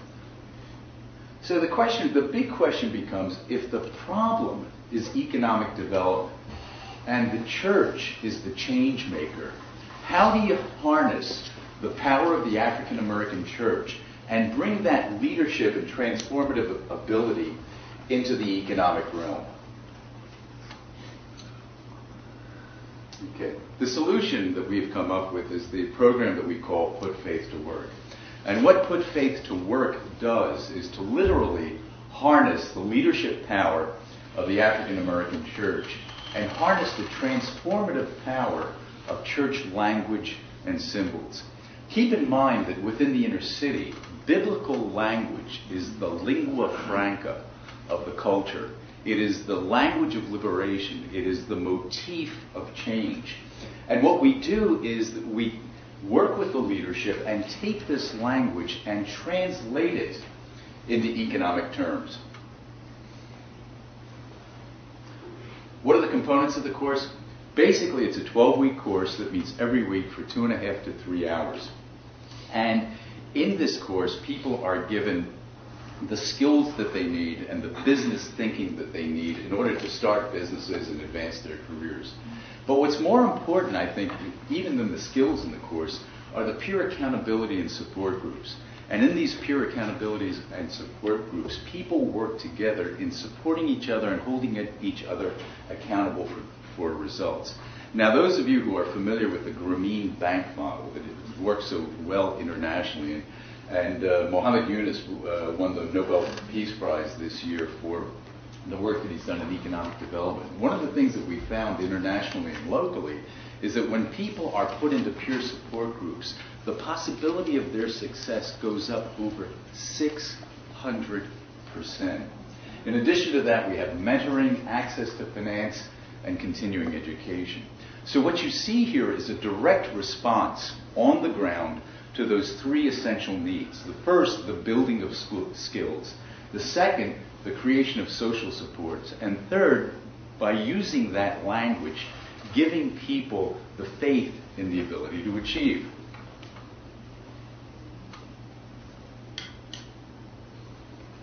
Now, what makes the course work? The first thing is the curriculum. And, jokingly, but really rather seriously, when we think about this course, what we think about is Stanford Business School meets the gospel. And what I mean by that is basically what Reverend Bell and I did was to pirate the Stanford MBA program entrepreneurship course, and to take that course and break it down conceptually, and then translate the course into biblical language. Now, what happens when you translate economic terms into biblical language? Two things happen within the inner city. The first thing that happens is that it's culturally accessible. It's not some weird, strange idea that comes from these people in Cambridge that really don't know what life is like in the inner city. It has cultural accessibility and purchase. People understand it. You're speaking their language. You're using the motifs of liberation and knowledge. But just as importantly in that, and perhaps more importantly than that, it has cultural authority. All of a sudden, achievement is not a dream. Achievement is not just an idea. Achievement becomes gospel. It becomes the Word of God. And because of that, it has enormous transformative power. Now, in creating this program, what we did was to borrow very, very heavily from all of the neuroscientific and psychological work that's being done today. And we took a lot of things from Goldman's emotional intelligence and Marty Seligman from the University of Pennsylvania's positive psychology, and really borrowed quite a great deal from Howard Gardner's work in changing frames of mind. But when we took that curriculum, that powerful curriculum, and then combined it with the authority of the pulpit, where your community leaders in the pulpit are pushing the program and pushing the concept, what happens is it has authority and purpose and is brought into the community. The other element of it is, rather than being from the outside in, we are deeply woven into the fabric of the community. I mean, Reverend Bell, and we work, and Reverend Bell lives within the inner city. I mean, these are not our clients, these are not our students, these are our friends. These are the people that we celebrate with, these are the people that we spend time with. These are the people who are really members of not only of our community, but we being members of their community. And the result is what we like to call a gospel of economic empowerment. And we think that's a very, very powerful phrase. Because when you take a look at the history of the inner city and the history of African Americans and Latinos, and particularly African Americans in this country, it has always been, as Harold mentioned, that when the church and the gospel are linked with civil rights movements, political movements, liberation movements, whatever they may be, it is at that point that an idea and an aspiration can really be put into a movement. Now, one of the things, because we are a social enterprise and we believe in metrics, results, we're market-driven, not as much idea-driven, but really driven towards producing results. It took us about 2 years to build the relationships and build the curriculum that it took to really make this work. And we started teaching about 9 months ago. And in 9 months, we have had approximately 300 students enrolled in this program. Now, any of you that work in public services and any of you who work in educational programs know that 300 students is an absolutely astounding number. I mean, there are wonderful programs out there offered by the SBA and other organizations that simply no one shows up for, and it's really a shame. And we think the reason for that is the lack of cultural accessibility and cultural authority that really makes this attractive. So the numbers that we've been able to hit have been really amazing. In addition to that, I mean, we've spawned approximately 22 businesses to date. Now, when you think of the fact that gestation period for a normal business is somewhere at least 14 to 24 months, and having done these students having done this in 9 months, you're talking about some pretty astounding figures. Now, our plans are to do an extension and a national rollout. So this year, going to Detroit and Atlanta, and also doing a Spanish language version. And we also are looking towards, even going further than that. Now, what are the distinctive elements of the program? I mean, one of the things that we're asking, are you a prosperity ministry? We're about as far from a prosperity ministry as you can get. We are not in the name it and claim it business or anything like that. What we are talking about really is, and I really want to emphasize these two words, provision and purpose more than anything else. And one of the key phrases that we used was coined by a psychiatrist at Yale Medical School, Hillman, who speaks in terms of the soul's code. And whether you look at it from the point of view of spirituality and a biblical lens, or if you look at it from the point of view of evolutionary psychology or life history or quantitative genetics, it all comes out the same. Each one of us, genetically, divinely, or however you want to define it, each one of us is built for a very, very specific calling in life. It's just the way that we're programmed. I mean, James Hillman had, there's a triangle that consists of what do you love to do, what are you good at, and what will people pay for. And what we do in the program in the first 3 weeks is have students really focus on what is your individual passion. What is that thing that you would do if you had all of the money in the world and didn't have to worry about making a living? And once we can identify that, what is that ultimate motivational factor that really motivates people, that makes them want to get up in the morning? And then find what are you good at? Okay, what are your skills, and put them together. And then do the market research necessary to find out what will people pay for. Well, when you put those three things together, then you've got a sweet spot. And you not only have a business, you have a calling, and you have a life. Okay? So, again, the interesting thing about this is at Stanford Business School, this is exactly what they do. And when you frame it in biblical language, when you frame it in Jeremiah 29:11, that God has a plan for you to prosper you and not to harm you, to give you hope in a future. And you take a look at the other, gospel passages that talk about the different talents that people have. These things have authority and meaning for people. Now, one of the things that we saw when we started pitching this to the white suburban churches, trying to beat money out of them, was the fact that, we found that this really had universal appeal, and it was not just limited to the inner city. One of the things that we found out was that everybody is looking for meaning and purpose. And really the bottom line is, and consider this in your own life for a moment, and ask yourself this question rather than just listening to me. How would you like to be you? To just be you 24 hours a day and get paid for it. Not to have a job. Not to have to do what somebody else wants you to do. Not to fulfill tasks so that you can do something else and get a paycheck. But how would you like to be you and just be who you are and make a really good living at it? And that's really what we're talking about. We're talking about that for people not only in the inner city, but everywhere.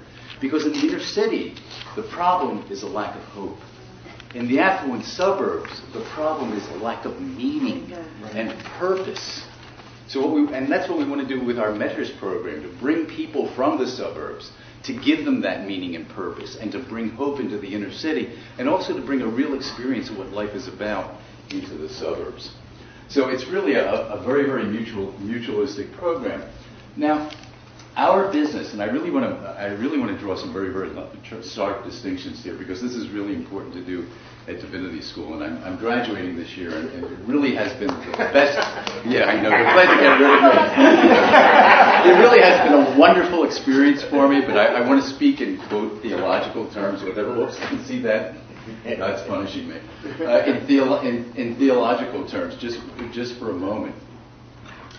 Our business, I really want to make a distinction between charity or acts of mercy and justice. We have this Latin concept of caritas. When you go to a church, people pass around a plate, and they get a real good feeling by putting $1 or $5, in there. And they really get to pat themselves on the back about what great people they are. Well, part of my family is Jewish, and one of the great experiences that I had was going to synagogues. And in synagogues, they don't pass anything around. every year you get a bill. Okay? That's just what you owe. You remember the community, you ante up and you kick in. And our concept of social justice, I mean, we're not here to romanticize the poor. You know, we don't want to be up in the Brazilian highlands with Leonardo Boff strumming a guitar, eating beans, and sharing our poverty with people. Okay? The one thing I want you to realize is that the poor and people in the inner city really don't want your solidarity. What they want is what you got. What they want is for their kids to go to Harvard, to have really nice houses, and to drive new Volvos. Okay? Now, I know that's not romantic. Okay? And we can't wear Che Guevara t-shirts and, smoke dope and talk about, how enlightened we are. But it's very, very much a consumer-driven movement. I mean, this is what these guys want. And this is what they deserve. It's time for all of us to come up to the table. So in that sense, we are totally market-driven. And what we're about is producing results. Okay? What we're about is what is the income of our families. And if you would take our mission statement, it can really be reduced to 3 letters. MIB. And what that stands for is money in bank. Okay, what are our needs? Okay, where can you guys help us out? Reverend Bell and I have been doing this for almost 3 years and you can only do so much with baling wire, duct tape, and scotch tape. In order to do our national rollout and really do what we can, as far as building capacity, we can do 500 to 1,000 students a year just in Boston and Cambridge.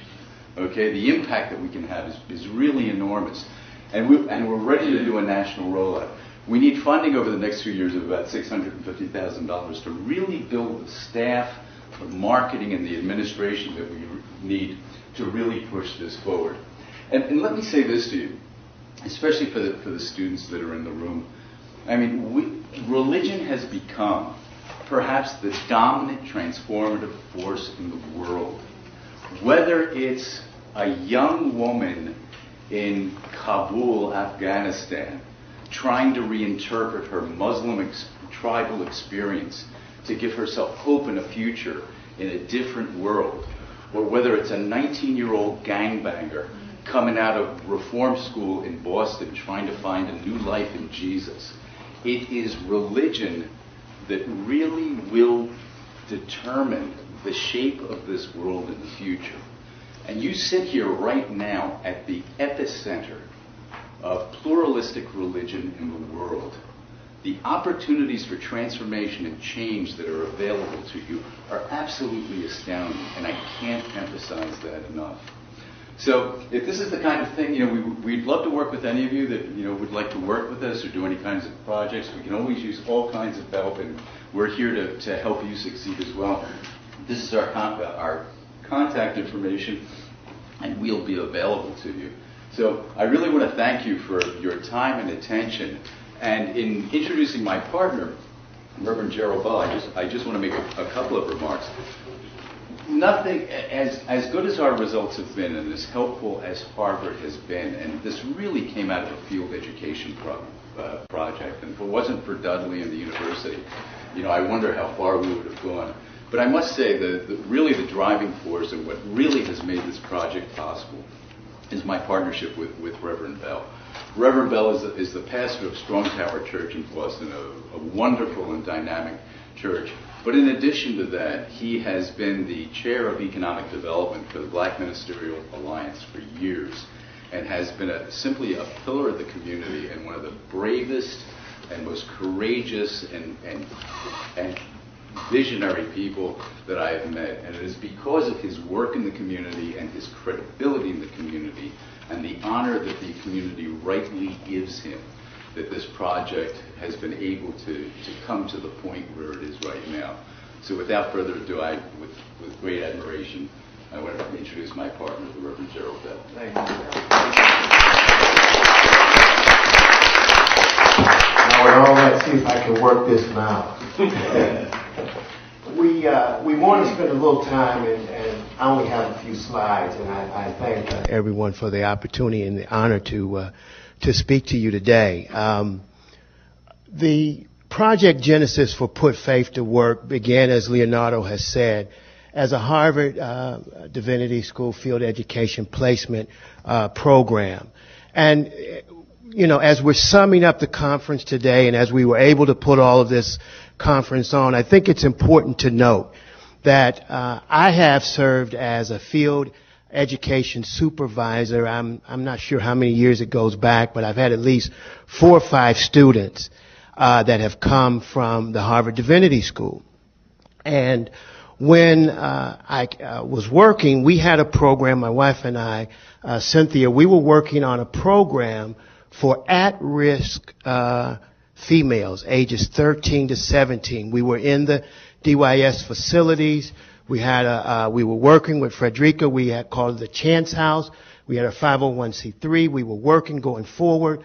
And as a field education supervisor, I met Leonardo. And his primary concern at that time was after-school programs. And I introduced him to some of the things that we were doing in the Black Ministerial Alliance. So what happened was, as we came together, we found that we were still not answering the big questions. And I think that's what we've seen today, that you really haven't got or received much new information today, but you have had a further clarification of the problems that you already know. You already know that the problem begins in school. It's success by 6, or now we know before 3. We know that there's an issue in the public schools. We know that there's an issue. We know that money doesn't fix all of our problems. We've seen that by the words of our mayor here in Cambridge. We've seen that it takes money to run our community organizations such as the Black Ministerial Alliance and others, our community-based organizations. The big questions are still not being answered, and we know that violence is an issue. So what came of our relationship from working together through our field education program was Put Faith to Work, which started out as the Cambridge Roxbury Business Development Foundation. And the big questions are the economic questions. I did not come into ministry. I am one of those black boys that made it out. Amen, somebody. Amen. So I didn't want anything community-based, and I didn't want anything nonprofit. You know, because I wanted to get as far away from my early poverty as I could. So I wanted to be a banker and a businessman, and that's what I tried to become. And I remember applying, I think it was right before I was married in 88 or 89, I applied for the Harvard Business School. And all 3 of my readers of essays said, you need to be at the Divinity School. So I couldn't run from my soul's cold. Although I wore a tie and I didn't want to be what everyone else was, I had to become what God had created me to be, and I had to do what she wanted me to be. Amen? And that was to be a pastor and a leader of men and women in our community. So the issue that sums this whole conference up is a question of stolen identity. See, the identity was stolen and broken when we look at Joseph's story. All of those things happened to Joseph because the enemy sowed seeds of doubt in his life when he threw him in a pit, you know, when he put him in jail, you know, when he was lied on, abused, mistreated. See, all of those issues have happened in our community, and the African American, we are a new people group. We represent $700 billion. We represent the largest African country represents about $51 billion. That's Nigeria. So when we look at ourselves as a new people group, when we look at ourselves as a people group called out by God, just as our brothers, our Hebrew brothers and sisters, the Jewish community, then we can reclaim our identity. So what Put Faith to Work does is we begin to teach not only African Americans, but the people in our community, listen, you need to know who you are. And the reason you act the way you do is because you don't know who you are. And you have believed the gang and you've believed America and you're inner. I don't like those terms, inner city, and I don't like all those code words and all that stuff. I'm going to be whatever God, I'm going to go as far as I can go. And when I look, I use these little magazine articles used to make me upset. Time magazine. Does God want you to be rich? And then when we get to Harvard, everybody gets mad at prosperity gospels, and they put the emphasis on God and rich. I put the emphasis on you. Because you is the perspective from which we're speaking from. Rich people don't care about being rich. And if you got everything, y'all don't want it. Church folk don't know when to shout. What do you say? I tried to stay behind this thing because, you know, can I just don't act like I'm the strong guy? Okay. The question is lost meaning and purpose. The issue is not about fighting about, culture, inner city, Hispanic, African American. We've got a problem in America. Right. And our problem in America has to do with identity. We talked about, and the mayor was so kindly telling us about this KIPP school being a 1955 school. Well, the 1955 school, if my memory is correct, was a segregated school, pretty much. So you had black on the other side of the track, but we were all getting some type of civic lesson. That civic lesson said that I'm responsible for my community, and we said the Pledge of Allegiance, and we prayed in the schools, and now these things are bad, but we're trying to reclaim some of those things that gave our young men identity and our young girls, because we found that the problem now is more acute with young girls. October 5th of 06, I was sitting in a car with a young man in academy. And another young man about 5 feet tall with a gray hood walks out and unloads a pistol. Bam, bam, bam, bam, bam, bam, bam. 7 shots about from here to that door. I was teaching my men's group Tuesday night. So the question then became, who was he shooting at? Was he shooting at the guy who was in me? The guy that was in my car had just beat a murder rap, 5 years for murder, but he got off because the DNA didn't prove that he was guilty. Well, was he shooting at the reverend? Well, who was he shooting at? These were the questions that everybody wanted to try to ascertain. Then the media wanted to come and bring spotlight, minister shot at in the community. But as you can see, violence goes on every day in these communities with kids who are going to school. Frederica Williams has showed you the statistics of gunshots, razors, and all this, and me knowing this, saying, wait a minute, we're dealing with the wrong question. The question is economic, not necessarily if we've got all this money at Harvard and all this money in Cambridge and all of this money in America, then what's wrong? I sat in this very room and listened to Jim Wallace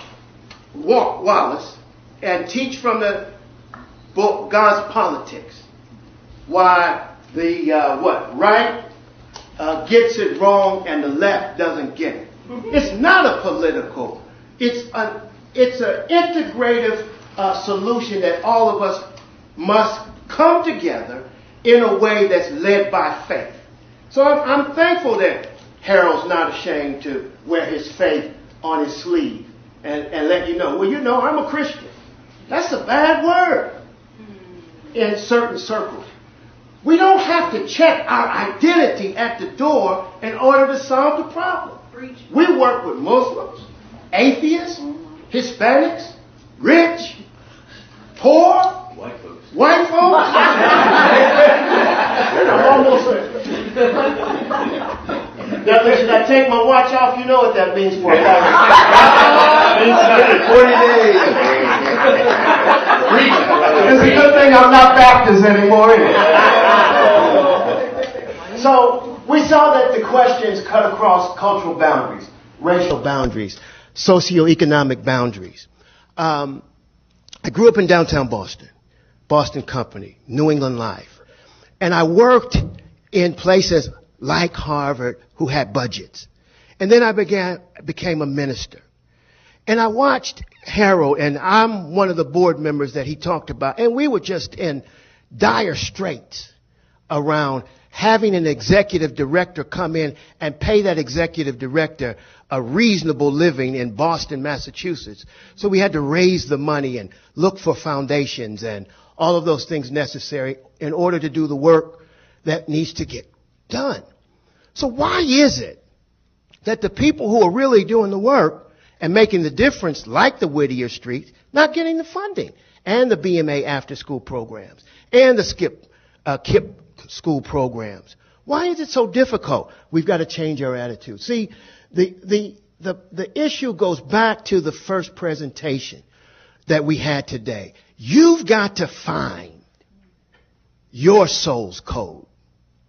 And when we do our radio show, we have a radio show, AM 950, 8:15 in the morning. Leonardo and I, it's called Living Your Faith. And we talk about put faith to work. And one of the things I talk about is something that my mother taught me. And she said, whatever is play is pay. Y'all don't know when to shout. Amen. Watch. Michael Jordan, he don't think playing basketball is a job. Tiger Woods doesn't think that golf is a job. You know, the people that make the most money and soar to the highest heights are the people that have fun. And that's the problem. You need to come out from behind all those, horrible things that you're doing to make a living and get engaged with us. You came to this conference because you really want to do good and you want to make a difference, but you got to pay the rent. Do it. You know what I mean? Come out from behind where you are as a student. Don't be afraid. I was doing something else. Leonardo was doing something else. Challenge your field edge placement. Engage people. Make a difference. Live your life with a meaning and a purpose. And then our communities will change. I didn't want to bring spotlight to the community that I'm working in to have the Reverend wants to build his church here and bring more spotlight to violence and guns that the Reverend was shot at. I wanted to talk about my men's group and how I'm in there on Tuesday nights where African American men, let me tell you just one thing and I'm on my way to close.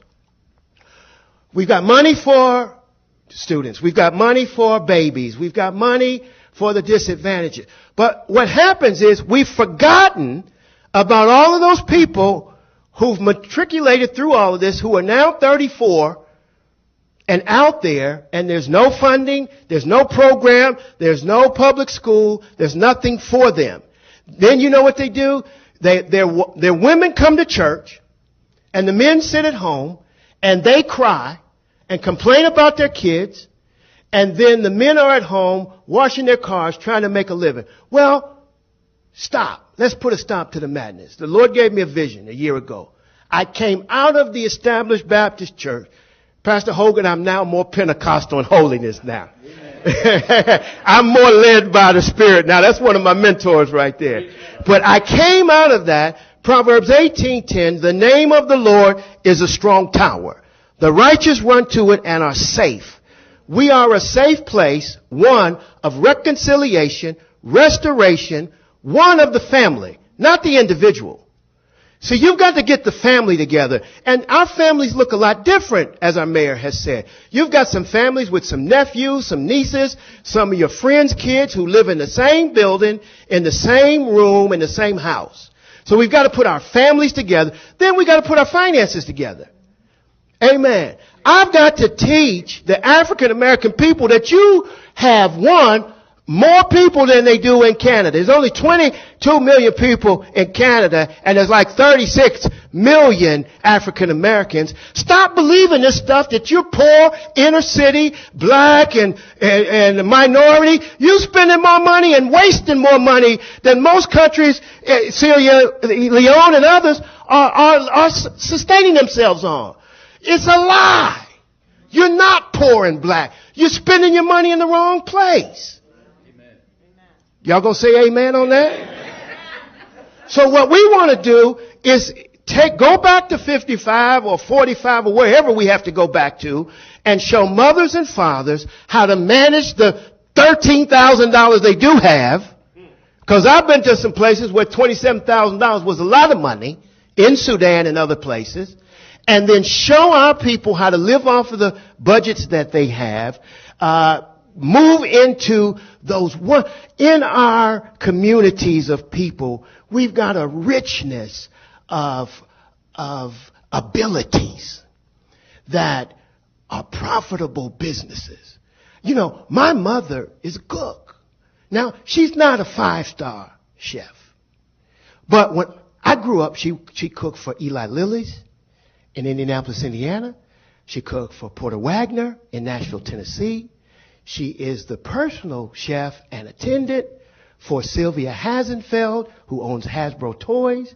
My daughter had her first birthday in the Sherry Netherland on Fifth Avenue, New York. Why? Because my mother, who was abused, raped as a 13-year-old little girl from Tennessee, learned how to cook and made her way and learned how to do, she can do Jewish food.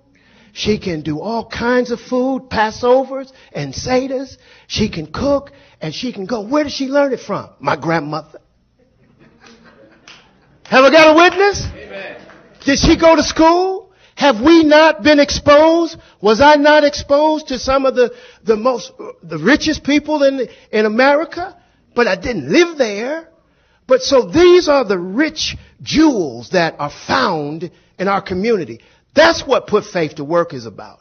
That's the work at Strong Tower. And that's what we need to be about as we are building our societies, as we're looking for the benefit of our students, the benefits for the Harvard Divinity School field education, the benefits for the mentors who get involved. I went to the Jewish Roundtable. And I work with my friends there. And I'm like, hey, I don't, please come over here and show me how you got a black in the bottom line. Show me how to do your marketing plan. Show our students how to do what you're doing. Get engaged with them. You don't have to join church. You don't have to accept Jesus. I already did. I'm praying for you. You know what I mean? So that's the fondness of coming together as mentors, breaking across cross-cultural lines, and that will ultimately be the benefit for our society. And I think this is the end. There are always questions, but, this might be your answer from what you've heard today. Thank you very much.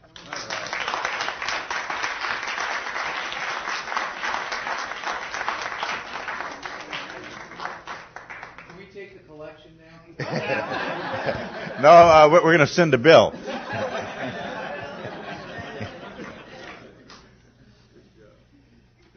All right. Let's see. Let's try this again. Let's go this way. Well, and it's been over a year ago that I sent a letter out. And Gerald was one of a very few recipients of it, and I got an almost immediate response, and we sat down and began thinking about this day.